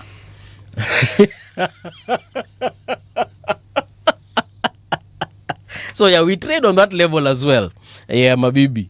Yeah. So I hope this answers your question. There's a lot. You might not necessarily be as Siti Muga really connected to Uganda, but I can assure you will not lack in your circle of friends or even relatives 2 or 3 people that have got a connection to Tanzania and Uganda. Oh, I have connections in most of East Africa, actually. You see, it's the influence part, because the thing that I noticed once we had the Gen Z protests in 2024, it seems to have ignited a certain awakening among young people in the East and Central African countries. And given the manner in which we conduct our politics, and what we consider to be the norm by which our politics must be conducted, there are those who argue very strongly that indeed that was very, very serious influence. Yes. Okay? And some would refer to it as an unwanted influence, undue influence. Yeah. Some even go as far as saying bad influence. Okay? And yet, I was listening to a clip in which the president of Rwanda, Paul Kagame, yes, was saying this. He said, when the young people protest, you need to pause, because it is clear there's some, I'm paraphrasing. Yes. Clearly there's something they want to talk about, and there's something they're unhappy about. Now, we have an opportunity to either listen to them and try and see if we can rectify all they're saying, and I'm using his words, or we use the risk of being overthrown. Yeah. His words. True. Okay? He said, we really have to listen. Because they cannot be agitating, again I'm paraphrasing, if there's nothing they're agitating against. Okay. Now, we may not think much of what they're saying, but can we sit and pause and seek to understand what it is they're telling us? Yeah. Just take the time and understand. Okay. Yes. We want to take that break, get into the news, but as we do that, I'm currently checking out the YouTube channel of UBC Uganda, because they're the only ones now broadcasting. Some of the comments here include this one. Few minutes, president will be announced. These guys just started voting. There is someone who's saying Atenyi. I don't know what that means. Vote wisely, people of Uganda. Protect the gains so far. This is actually something that President Museveni has been saying. That has been his slogan for this election. Protect the gains. That's his slogan. Kuna Mkenya hapa hivi anasema, this is Wakenya tukosangi kila mahali. Anasema, as Kenyans I am watching. Moses saying liberty or death, Museveni must go. And then others are saying, vote Chagulanyi, Robert Setamu. We need connection. This is Kabane Joyce. Tukoyo Okoyi Omusanyi Gabwana Uganda. I don't know what that means. But let's take that break. When we return, giving you more updates coming through from Uganda. They call it what? The Pearl of Africa.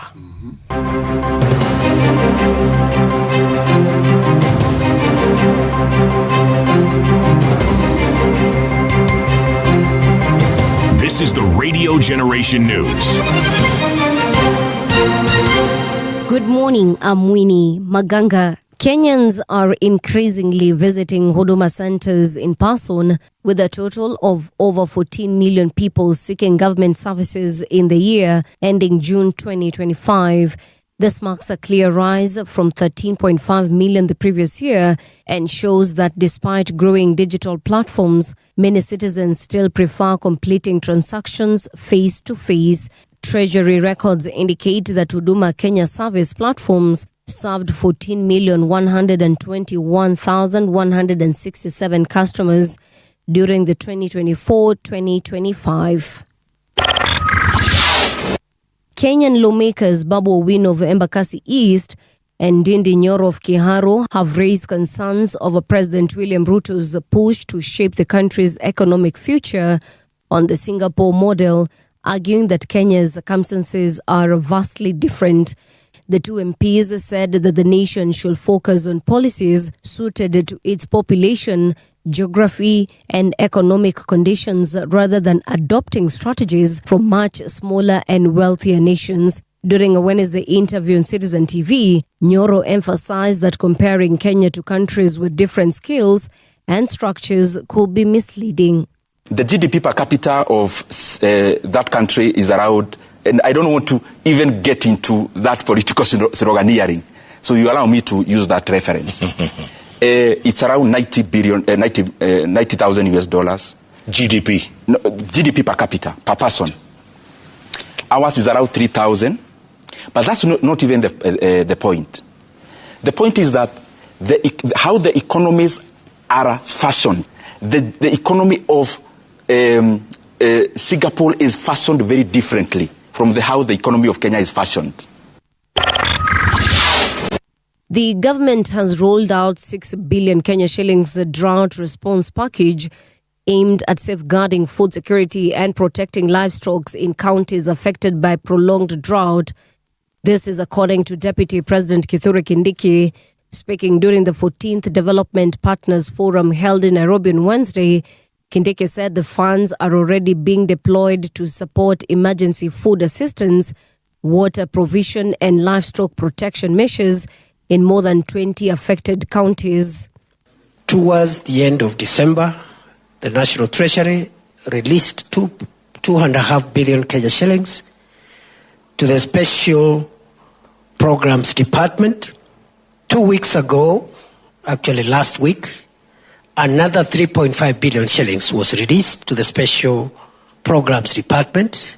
Meanwhile, Wajir Governor Hamid Abdullahi says the effects of the drought are also being felt in non-ASAL counties. While ASAL counties are the most affected, spillover effects are increasingly being felt even in non-ASAL counties through rising food prices, water stress, and in many cases, livelihood disruptions.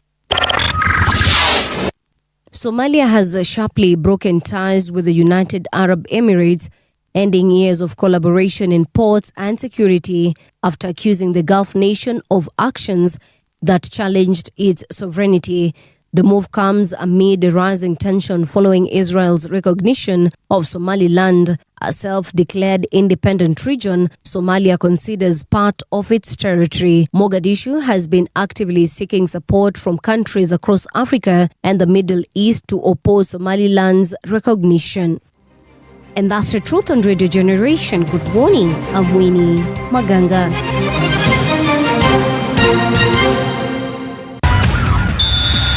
Sports on Radio Generation. Good morning, I'm Samuel Otieno. Sadio Mane got the better of ex-Liverpool teammate Mohamed Salah after his winner fired Senegal into the Africa Cup of Nations final with a 1-0 victory over Egypt. This was the first meeting between the nations since 3 battles in 2022, which included Senegal's penalty shootout success over Egypt to claim the tournament 4 years ago. Salah had scored 4 times prior to this last 4 clash but endured a frustrating evening at the Stade Ibn Battuta, with his team only able to produce 3 shots. Meanwhile, host nation Morocco kept their cool to seal a 4-2 penalty shootout win over Nigeria to stay on course for first Africa Cup of Nations title in 50 years. The Chelsea manager Liam Rossini has taken responsibility for goalkeeper Robert Sanchez's errors following Chelsea's 3-2 loss to Arsenal in their first leg of the Carabao Cup semi-final. Rossini said he was accountable for the mistakes after Sanchez was blamed for 2 early Arsenal goals at Stamford Bridge. He added that the team was also affected by injuries and illness. Arsenal scored through Ben White, Victor Gyökeres and Martin Zubimendi. Chelsea substitute Alejandro Garnacho scored twice to keep his side in the tie. And that's your sports update on Radio Generation. Good morning, I'm Samuel Otieno. Sports on Radio Generation. The views and opinions expressed on this program are those of the guests and do not necessarily reflect the views of Radio Generation. Radio Generation assumes no responsibility or liability for the interviewee's views. This is Radio Generation. In the beginning, there was morning radio. But now there is Radio Generation's The People's Breakfast, curious and bold, getting facts from the shadows. That's what it is. Now, as the city wakes and secrets stir, a bright new voice shines. The People's Breakfast, your morning, your voice, your journey. Good morning. Good morning, my neighbor. Welcome to the home of hard truths and bold insights, Radio Generation. Welcome back. This is Kenya's number 1 station for bold truth and for hard truths and bold insights. Nilikuwa nianze kusema slogan yangu. But yes, welcome back to Radio Generation. The time right now is 7 minutes past 9 o'clock. I was just going through some comments here from Ugandans on one of the TV stations. I can see lots of Kenyans there by the city. And the few I have seen, they are saying Museveni aongezwe term ingine 5 tena. Yeah, but unfortunately Kenyans, you're not voting there. But there was an allegation some time back that Kenyans were crossing our borders over to these neighboring countries and actually participating in the electoral processes. I don't know if you remember that allegation. I've heard of that allegation, but in my estimate, yes, I will let it remain as an allegation. But ninasikia kuna Wakenya walikuwa wanavuka kule na wanaenda wanavoti. And they actually vote. As what? What do you mean as what? As voters? As citizens. I don't know the process. Can you be a visiting voter? I don't know. I don't know the modalities that allowed them to actually Or vote. are we exporting our terrible habits of doing things we shouldn't do to a neighboring country? Tuko na hiyo jinga pia, yes. Hiyo ni Tuko yetu. nayo. Yeah. But we wish Ugandans all the best. So far, so good. We've not heard of anything that could be alarming, but if we do get it, we do get to hear about it, rather, you'll definitely hear it in our bulletins throughout the day. So if you take your time and tune in, you can find us on our X account. We are live there. You can also find us on our Facebook account. We are live there. You can find us on our Twitch account. In case you are wondering what Twitch is, it's actually a streaming service similar to YouTube. You can actually find us there. That one is usually up 24/7. Yeah, you can find us live there. And on our X account also, like I said, X and Facebook live 24/7. So if you're interested in that interaction, please do so. Salamu ziwafikie Kakasarina, saying true leadership comes from God.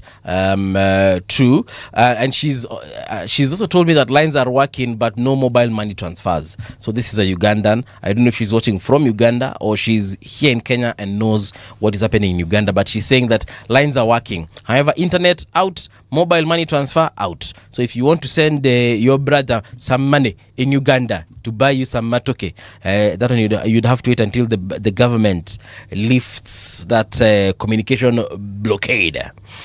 In this hour, we want to focus a little bit on our own politics. We want to get into this ODM alleged or projected a merger with UDA. First of all, do you think it is something that is viable? Why don't you let us know on our social media spaces? Edna has told me that she's putting up a poll on our X account. So if you can get there right now, that is at Radio Gen KE. If you can get there and get to vote on it. And of course, it's not just vote, but also lend your voice on this conversation. Would like to read your comments. Would like to hear from you and what you think. This is how we make the future. This is how we rather contribute to the future of our country. So the question is, there's been a lot of talk of, President Ruto wants to adopt ODM.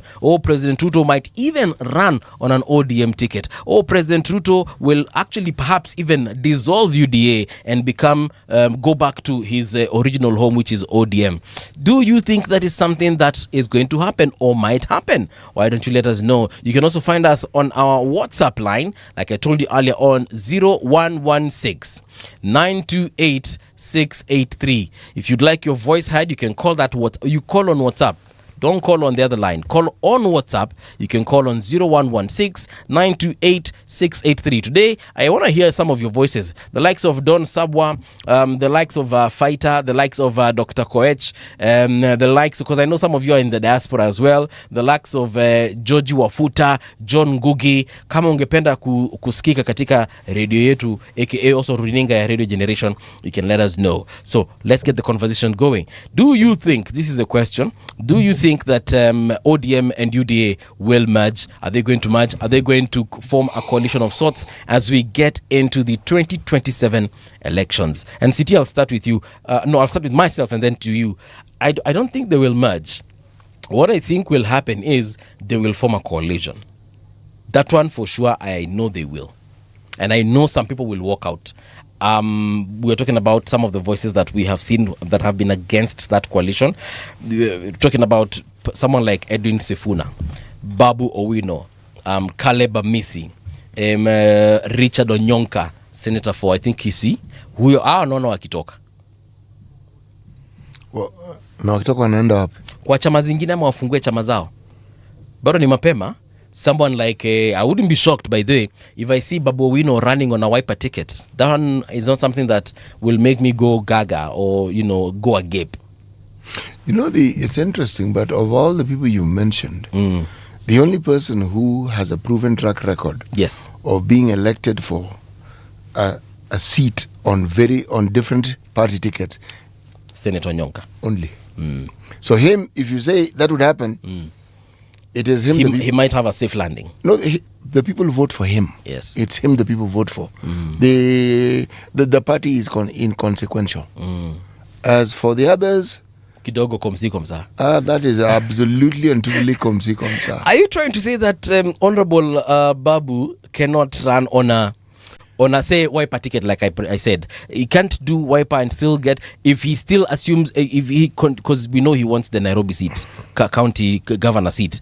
So but if he decides to remain with Embakasi East, let me tell you what I am saying, so let me say it. Babu has over time acquired a reputation for somebody who meets the needs of his constituents. People consider him to be a good servant leader, somebody who has the interest of the people who elect him at heart. So if we use that as the foundation of determining the likelihood of him being elected again, it is high. Now, yes, the 2 times he's been elected, it has been on an ODM ticket. Okay? Yeah. Now, ODM was in a coalition.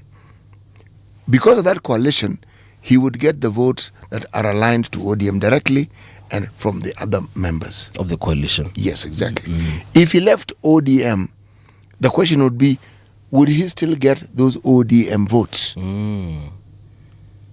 And or, okay? Yes. The votes from the other parties that may be interested in him, let's say, for example, the Wiper Party, will that be sufficient to give him the seat? These are the considerations that one must have. And if he moves to Wiper, for example, and someone else contests on an ODM ticket in the same constituency. You've understood it perfectly. So are these ODM votes or are these Babu Wino's votes? That's what you're asking, basically. I am asking that question because you must determine it. Is he the sort of leader who can move away with his votes? Okay? And is he able to convince people to vote for him irrespective of whichever party? That we are yet to see. See, that's what I'm saying. We haven't seen it, so I am yet to see it. The dynamics of 2027, let me backtrack a bit. Yes. The dynamic that normally exists in a political setup in this country, yes, and which then plays a very big part in how people vote, right now isn't quite clear yet. What is clear is that people are positioning themselves. People are positioning themselves with the narratives that we keep hearing, electioneering narratives, campaigning narratives, okay? Now, but as to how convincing they are, and the convincing bit is what now will determine how people vote. That right now, as we speak, is not clear. Yes. It's not clear at all. People, because the moment you hear of parties having party elections, party election for positions, all that is jostling. That is positioning, because after the elections, then you'll have a clear idea as to who the party stalwarts are, the position they hold, and then you can start discussing the influence of the individuals that are in those poll positions. And you can also discuss the influence they're likely to exert in the areas they wish to seek elections from. Okay? That isn't with us right now. So we don't know. People are positioning. Yes. Yeah, people are positioning. But and I know perhaps even as we get towards the end of the campaign period, we shall see the alignment that actually will work and those ones that will not work. But again, when really is the end of the election, of the campaign period? I honestly don't know. Honestly, when is the start of the campaign period? And then there's that question. Yes, because for it to have an end, it has to have a beginning. Exactly. And ours, from what the practice we've seen, it never starts and it never ends. But let me give it the end of this year. By December. Why? By December 31st, tutakuwa tunajua mbivu na mbichi. Na hata pia the politicians themselves will know this one is for me will work or it won't work. By December we'll have a clearer idea than we have now, but it won't be definitive. And by December I hope we shall see much more competitive campaigns, and especially coming from our presidential candidates. Let me look at a gentleman such as former CJ Maraga.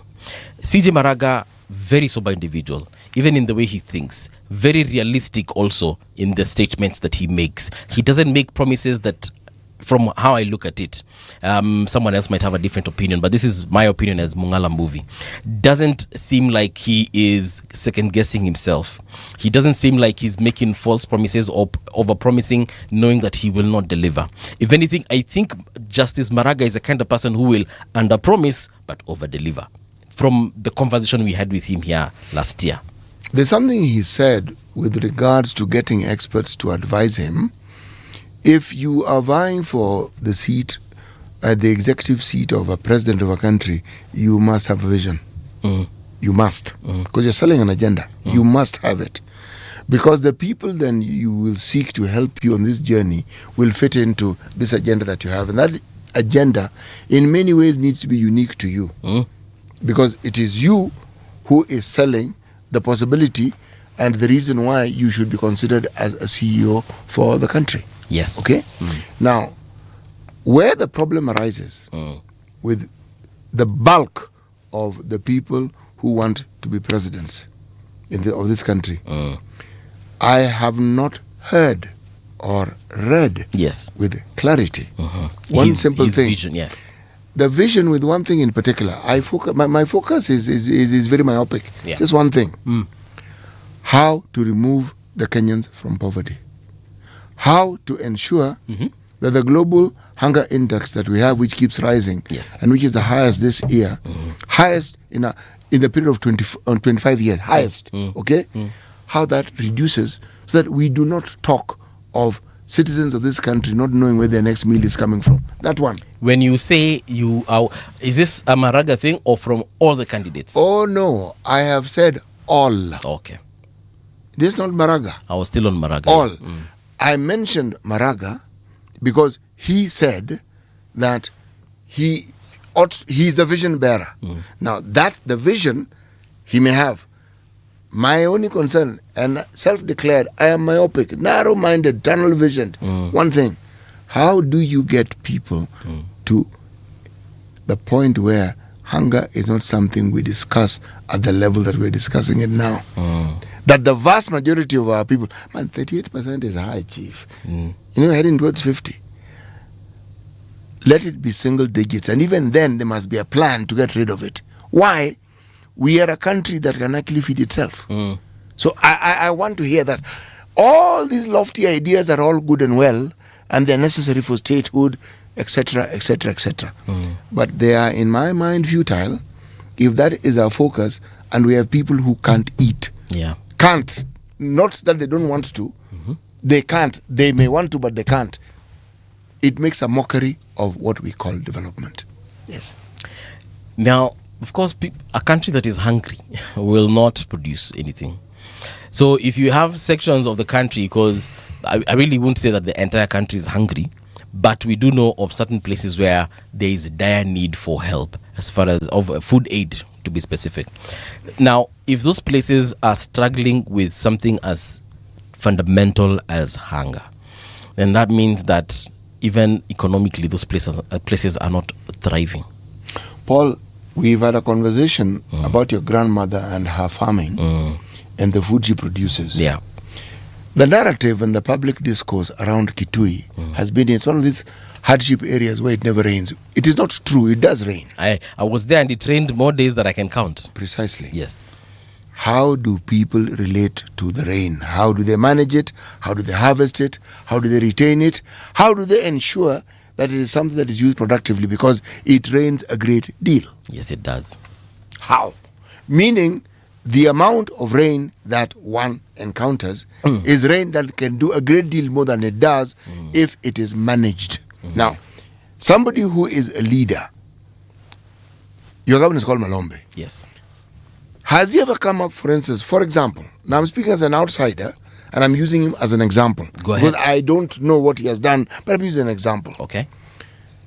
Does he have a 5, 2, 3 year plan to have the citizens of Kitui harvest water, a plan to ensure that every homestead can harvest water that can last them at least 3 months?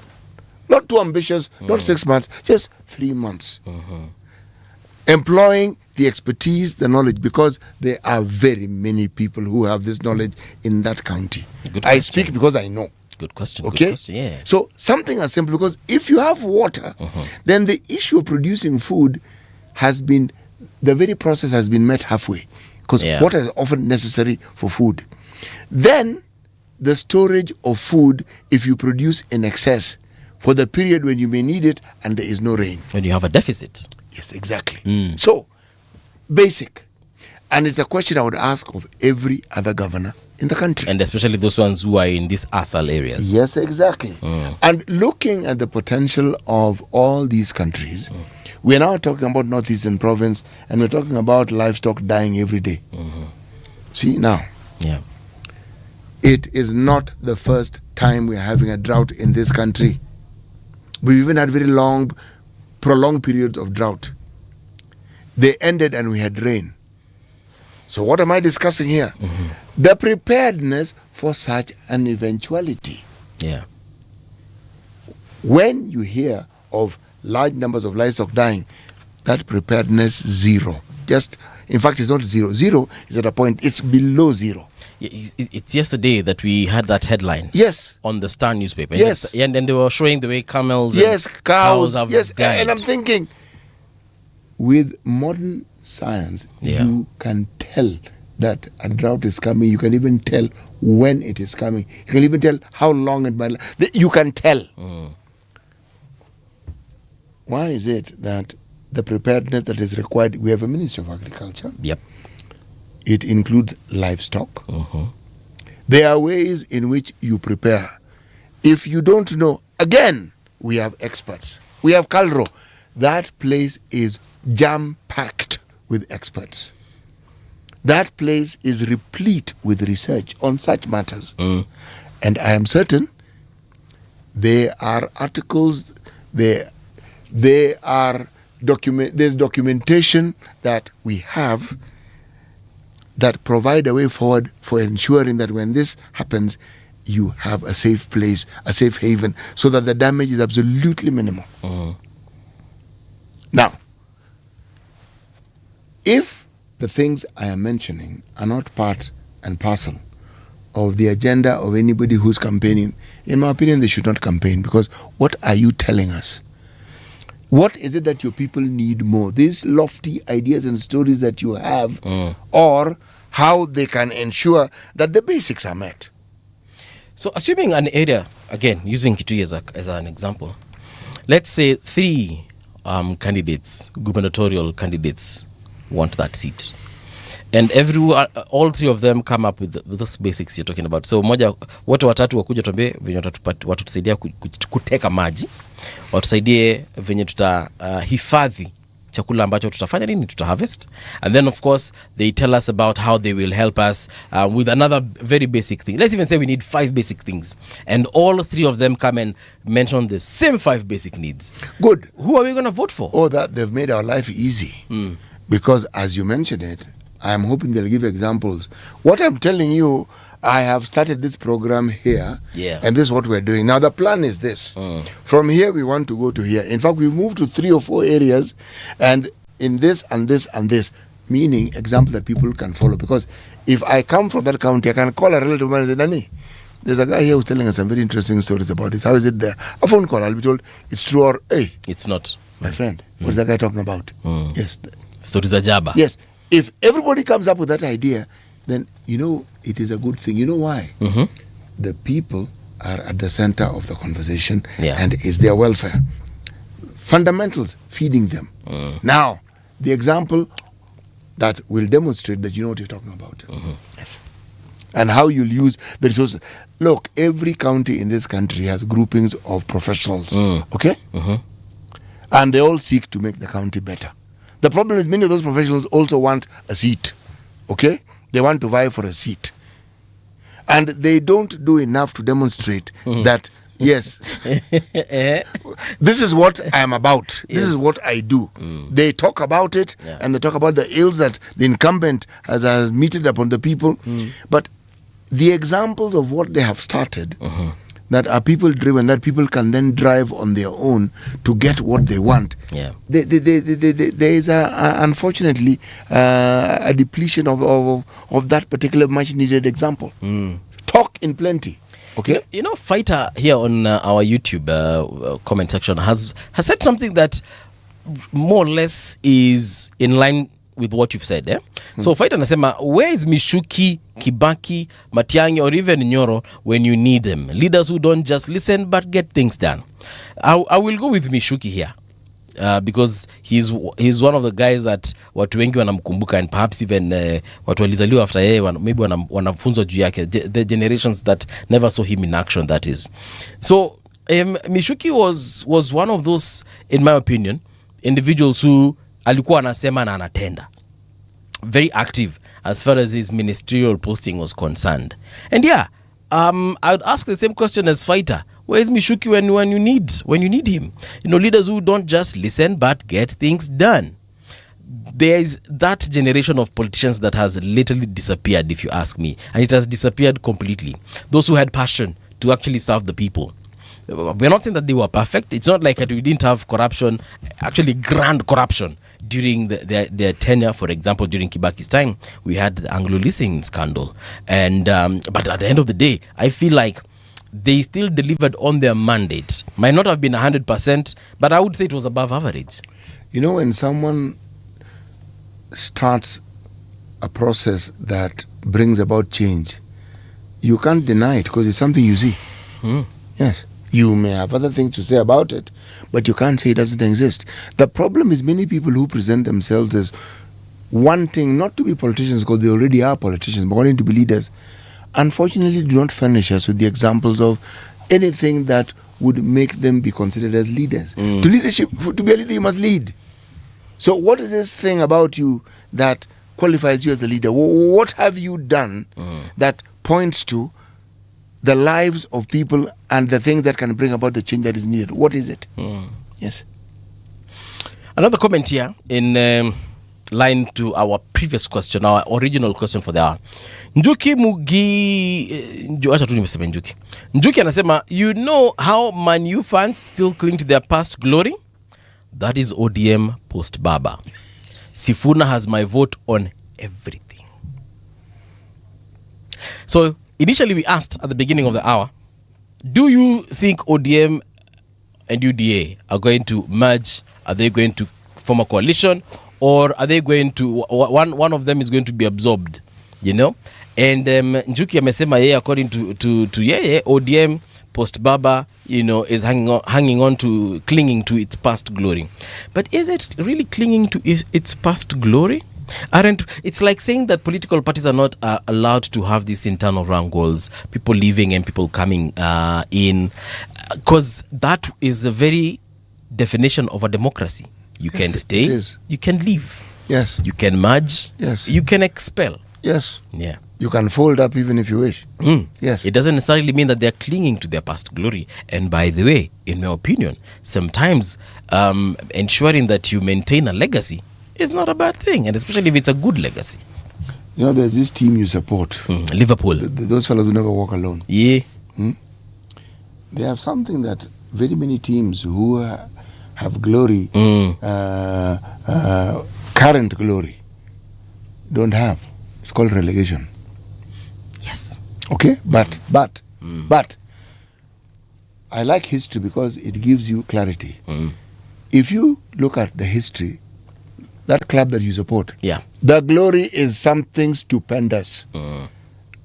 My friend, there's a period they were winning almost anything you could possibly win at home, in the region, and what have you. The EFL, the FA, the EPL, the champions. It. They were winning it.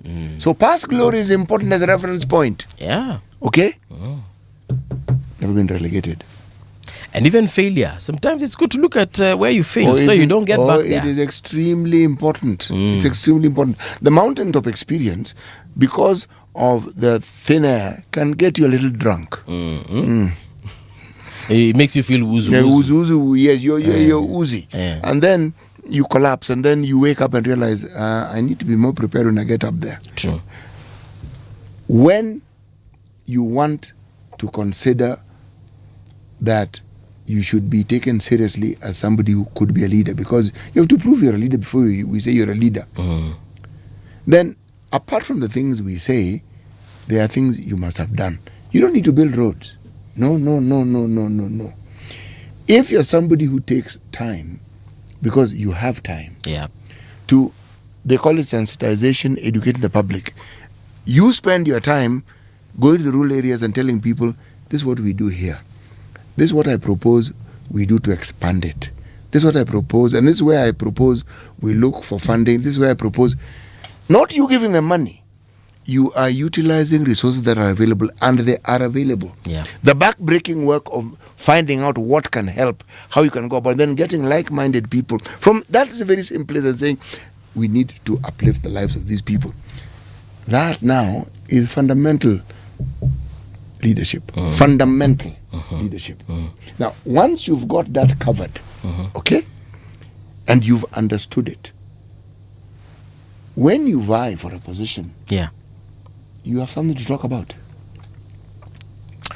You know, there's this thing that we usually told by astrophysicists, They tell us that if, and this is of course just a theoretical, thingy, they usually say, if the sun were to disappear from where it is right now, like suddenly, the sun is no longer in existence. So for some strange reason, it just disappears and it's not there.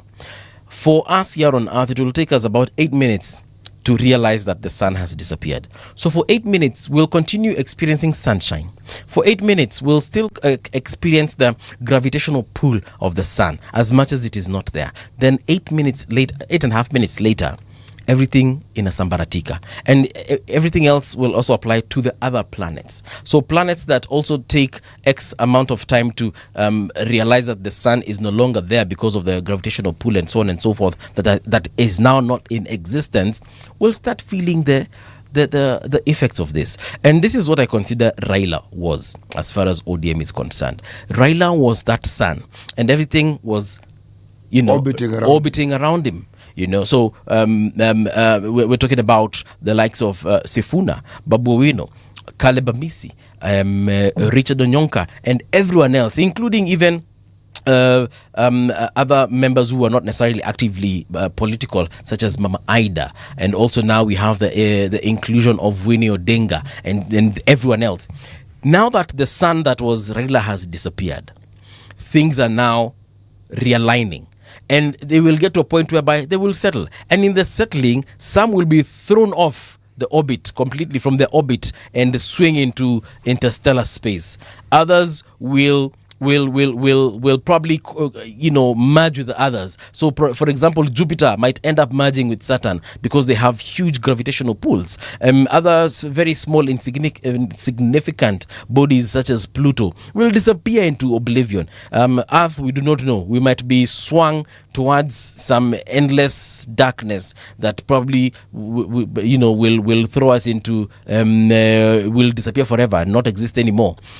What is currently happening as far as ODM is concerned is that realignment.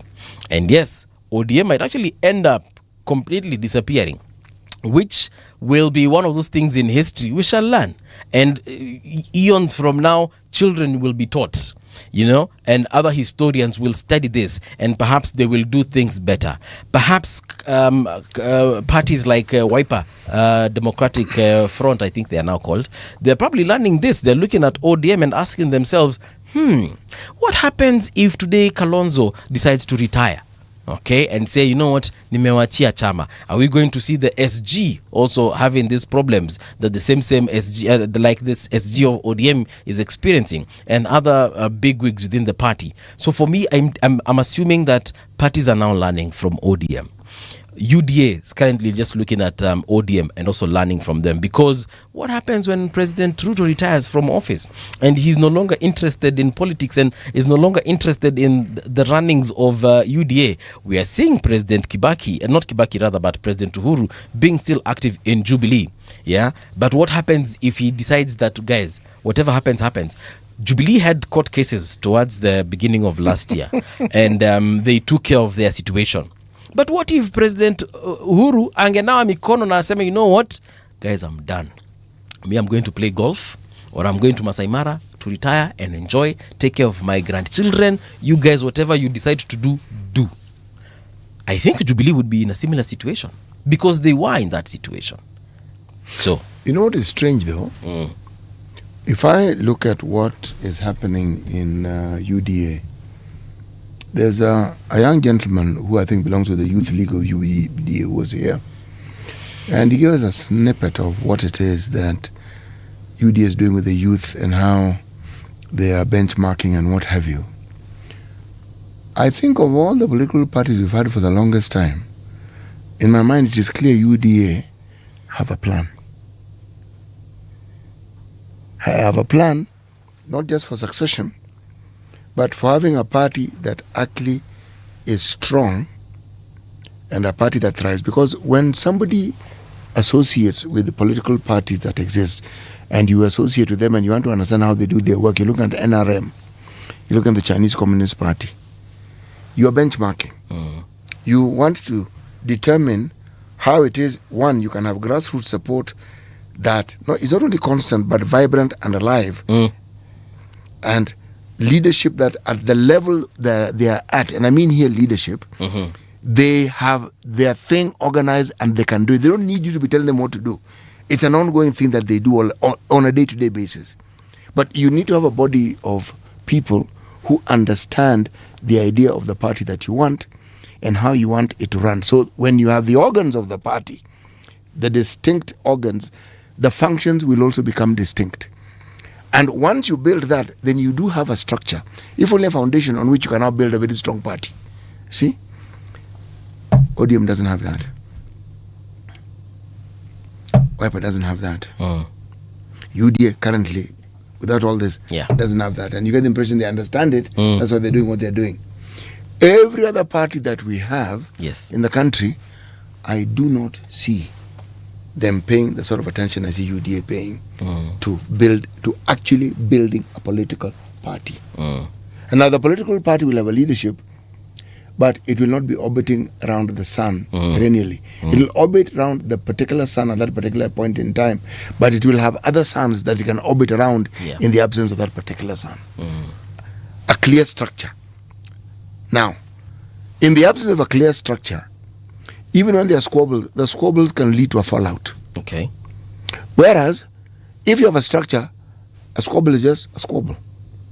The party organs are strong enough and they will keep everything in check and they maintain it. See? The only other party that seems to have a structure where they think along those lines is Afina.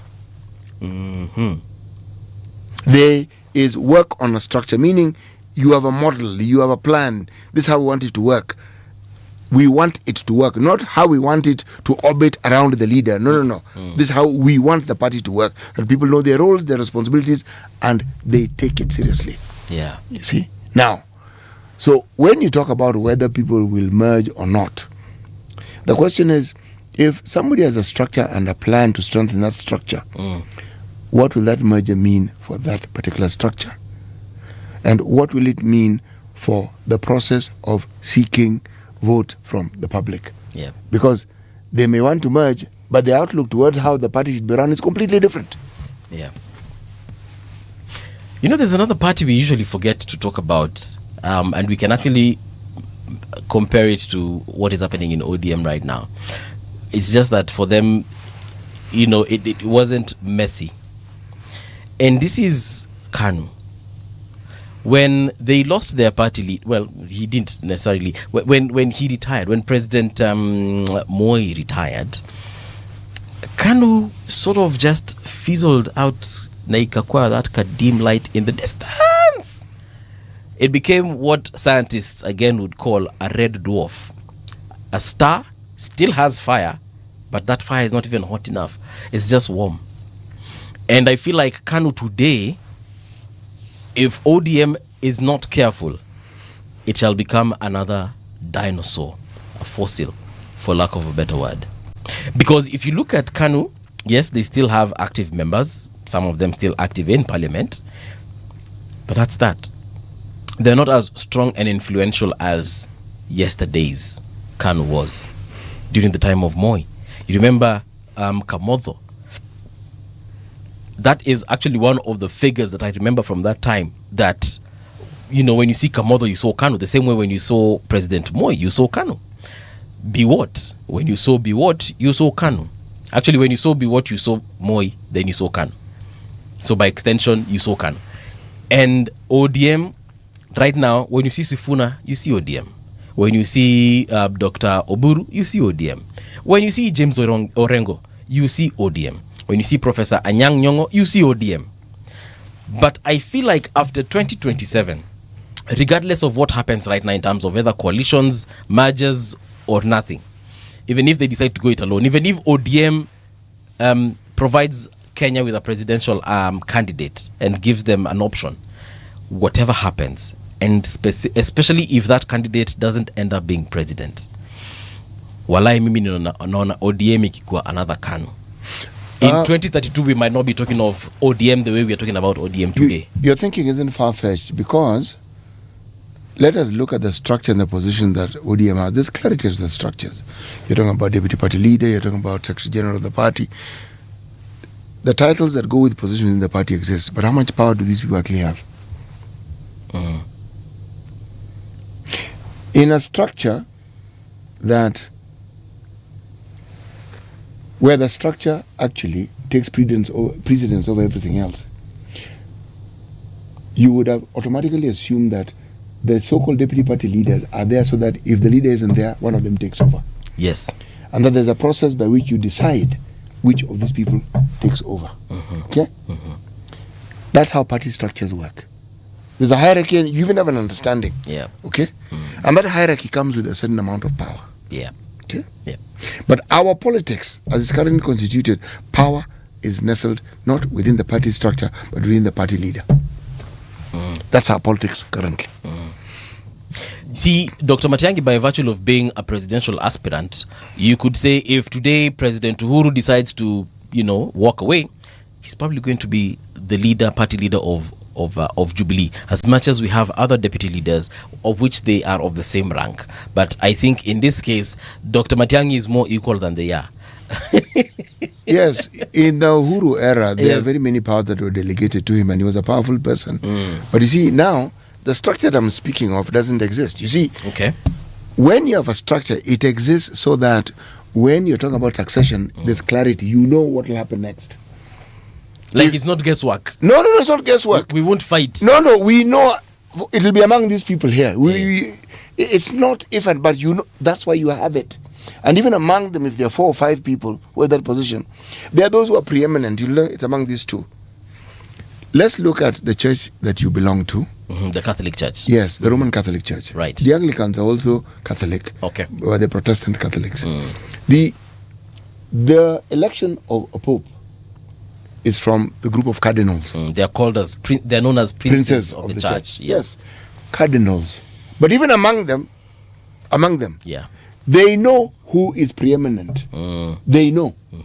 So it's not as though all of them will there are those who will put their name forward because you must want it. Yes. Yes. Now, that being the case, you needed to have been a bishop first.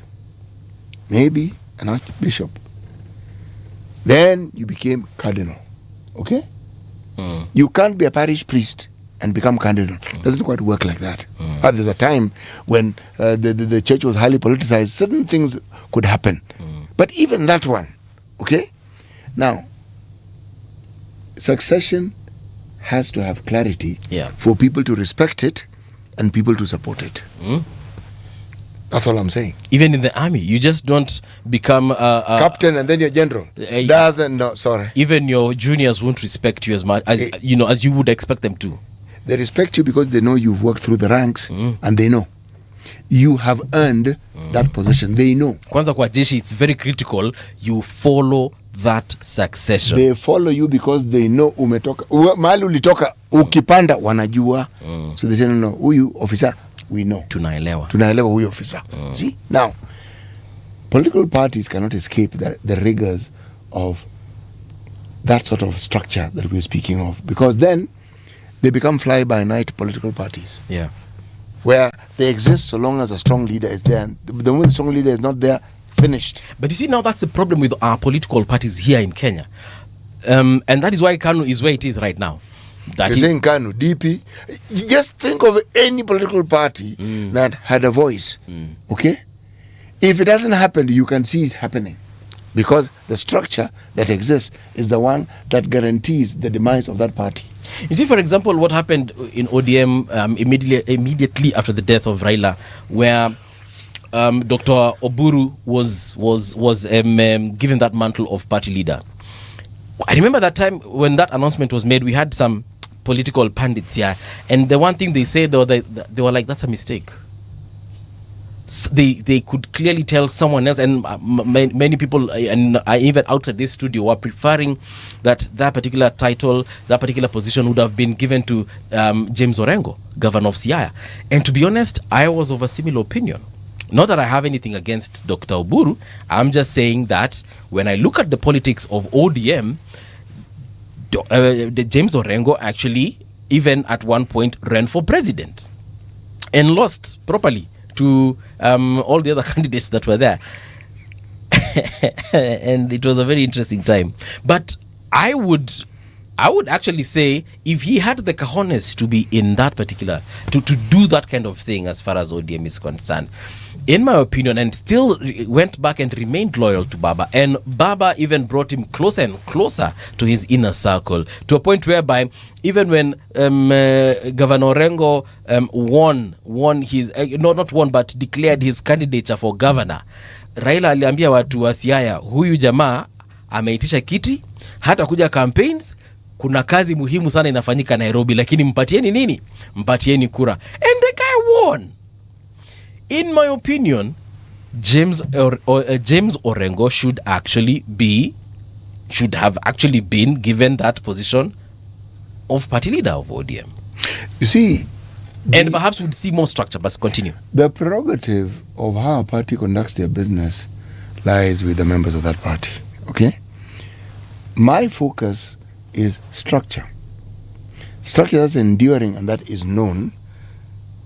So there's clarity as to what happens when it happens. Yeah. And it also takes care of the position of either the retirement or a period within which positions are relinquished and other people are given that position. When you have such a structure, it becomes believable and it is easy to follow. And even the members have an idea of what they would need to do if they wish to rise up.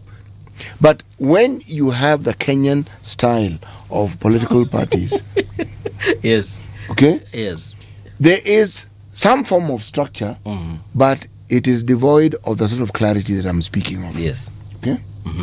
A lot of it is then left to certain whims and certain thoughts and certain preferences over time, and these are the things that cause division. Okay. All these parties, for instance, are required by law. Yep. They will have a tribunal. All the mechanisms, they will have them. But if the structure that is supposed to lead this doesn't have some of the fundamentals, which involve, in my mind, the crucial role that the structure plays in succession, then that party is already in trouble, just doesn't know it. Let me point out another big party that I'm foreseeing problems if they do not take care of their situation. Wiper.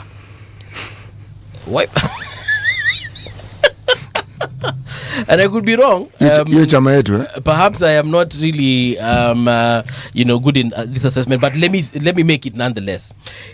If I look at Wiper, the only person I see in Wiper is Kalonzo. Who else did you expect to see?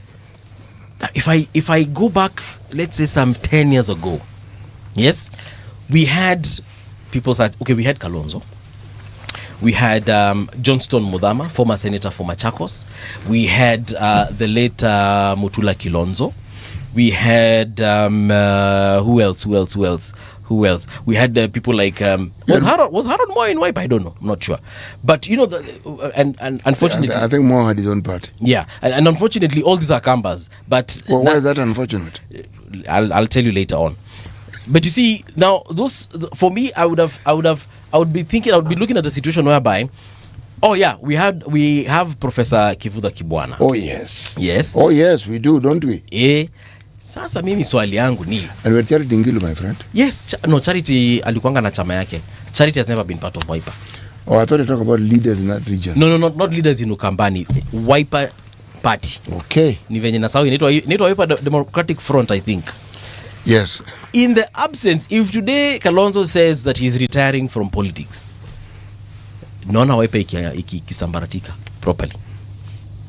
And perhaps each one of them will go and start their own parties. Now we have Mutula Kilonzo Jr., the governor of Makueni. He might end up doing his own thing with Dan Manzo, his senator. Mutua did his own thing. Yes, he did. Chap. Eh. Oh, yes, he was in Wiper. Yes, he was. So now you see, these are the kind of problems I'm talking about. We have strong parties, zero structure. Very strong ones.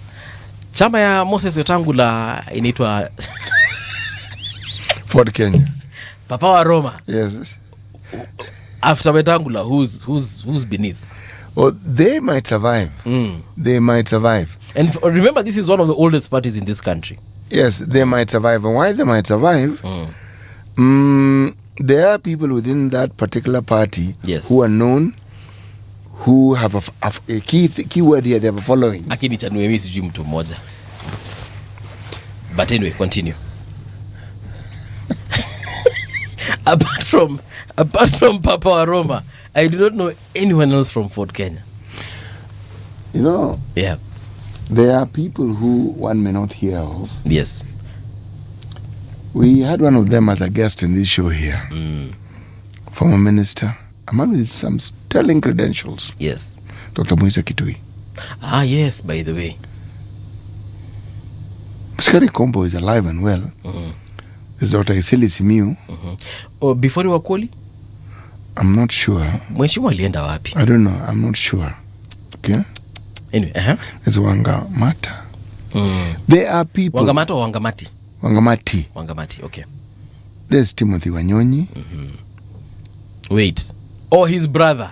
Yes. How could I forget this? But yes. See, I'm looking at it as people who are leaders with a proven track record. That's why I'm mentioning it. Okay? So there isn't really a shortage if you're talking about that particular party. There may be in other parties, but there is really no gap to speak of that would unite that particular community. Okay? Now, the structure is the focus of my output today. Yes. Something that endures and goes beyond the leadership of the individual who is the party leader and the distinct absence. Now, with party structures that are clear and distinct, the merger that we purport to speak of, one can then have a discussion around it as to how if you merge or if you agree or if you coalesce, how you will fit in within the structure. But right now as we speak, when we talk about the merger, okay, so this structure that we speak of, what is the structure to begin with? What is it? Structure would be what we said. Number one, knowing who is at the top. So we have the party leader, knowing who is his deputy. And when we have deputy, not deputies, because I feel like this issue of deputies is a problem. It's a problem because, and I know sometimes these deputies are created to represent regions, especially regions that seem to be having, this number. So we have a Luya deputy. And it is a good thing for our politics. If you ask me, it is a good thing. Okay. So that people feel that they have a stake. That's the whole point. Yeah, but now you see what happens when number one disappears, is out of the picture. So this is the party leader, for example. When the party leader is out, now then who is what, where, how? You see, if you want to understand it, look at Mombasa, for instance, right now. Yeah. One Hassan Joe could not be deputy party leader and be a minister as well. He couldn't. Yep. He could be governor and become deputy party leader, but not as a minister of the national government. Okay? Now, it is something that someone like Oparanya would also face. Yeah. Okay? Now, when you have structures that are concurrent with the laws of the country and the constitution, then the discussion we're having, we would be talking about how it is that what we're seeing fits into that structure. Now, if there is no clarity in the structure with regards to this specific issue, then we will be talking around in very many circles and chasing our tails, because you'll be wondering exactly what happens. And then it will boil down to two people agreeing. then everybody else following suit. Yeah. Yes. So in a situation whereby you have 4 party leaders, yes, what happens if even one of them, this is now deputy party leaders, what happens if we still have the head, but of the 4, 1 disappears, and then that one perhaps was like the main? See, the questions that we're asking here, the questions that the party asks, and when they've asked that question, the party is then able to how should I call it? Find a way in which they themselves structured for these eventualities. Yeah. If one decides to opt out, what do you do? Is it a term, a limit in terms of tenure for the length of time that you will be in that position? And when you leave, how do we get your replacement? Those are the things that must be crystal clear. Yes. So you know. And so that even people who may want that seat, knowing that someone's term of office may come to an end, start fighting and start proving themselves that they can vie for it. Then you have a mechanism by which they are elected. Yes. And it's also clear. If you look at how political parties that are organized do this, when they have grassroots elections, okay, and they have people who are supposed to represent the grassroots, and how you tear it up to the point where you get to the NDC, okay? Once you have that clarity, and how leadership are chosen at every phase, and how delegates then come into the being, and how they work and what their role is, believe me, these things cease to be contentious issues because you know. Because the people who have those positions have the power that also goes that position. Yes. Now, in the absence of that, and with the current political structure that we have, yes, the squabbles are most likely to lead to disintegration. Yeah. Yes. Well, let's wait and see what happens, because a lot of conversations are taking place on social media, of course, in mainstream media, and also, most importantly, within the parties. Sisi kazi yetu tu ni kuongea na kuspeculate, but cha ukweli kitajulikana when all is said and done. We are taking a very long break here up until tomorrow. Tomorrow is Friday, by the way, so we're going to be here talking about perhaps how the weekend is going to be, but most importantly, conversations that are shaping the nation will definitely take place. As for myself and Sidi, tunasema kwaheri. Tupatane kesho mapema sana. Tutakuacha katika mikono karibu niseme misafi, but safe hands of Rania Abdi and Lady Mathai on the retro box. I don't know if they have goodies for you, but I understand they have a very special guest today, and the only way you'll get to find out who that guest is, you have got to, number 1, check our social media spaces, but most importantly, listen. And I hear it's gonna be fire motto. But until tomorrow, it's been real. Radio generation, the sound is fine. Pump it up, turn it high all the time. Let the music move you, let's sway. Radio G's got your jam all day. Radio Generation, the home of urban soul.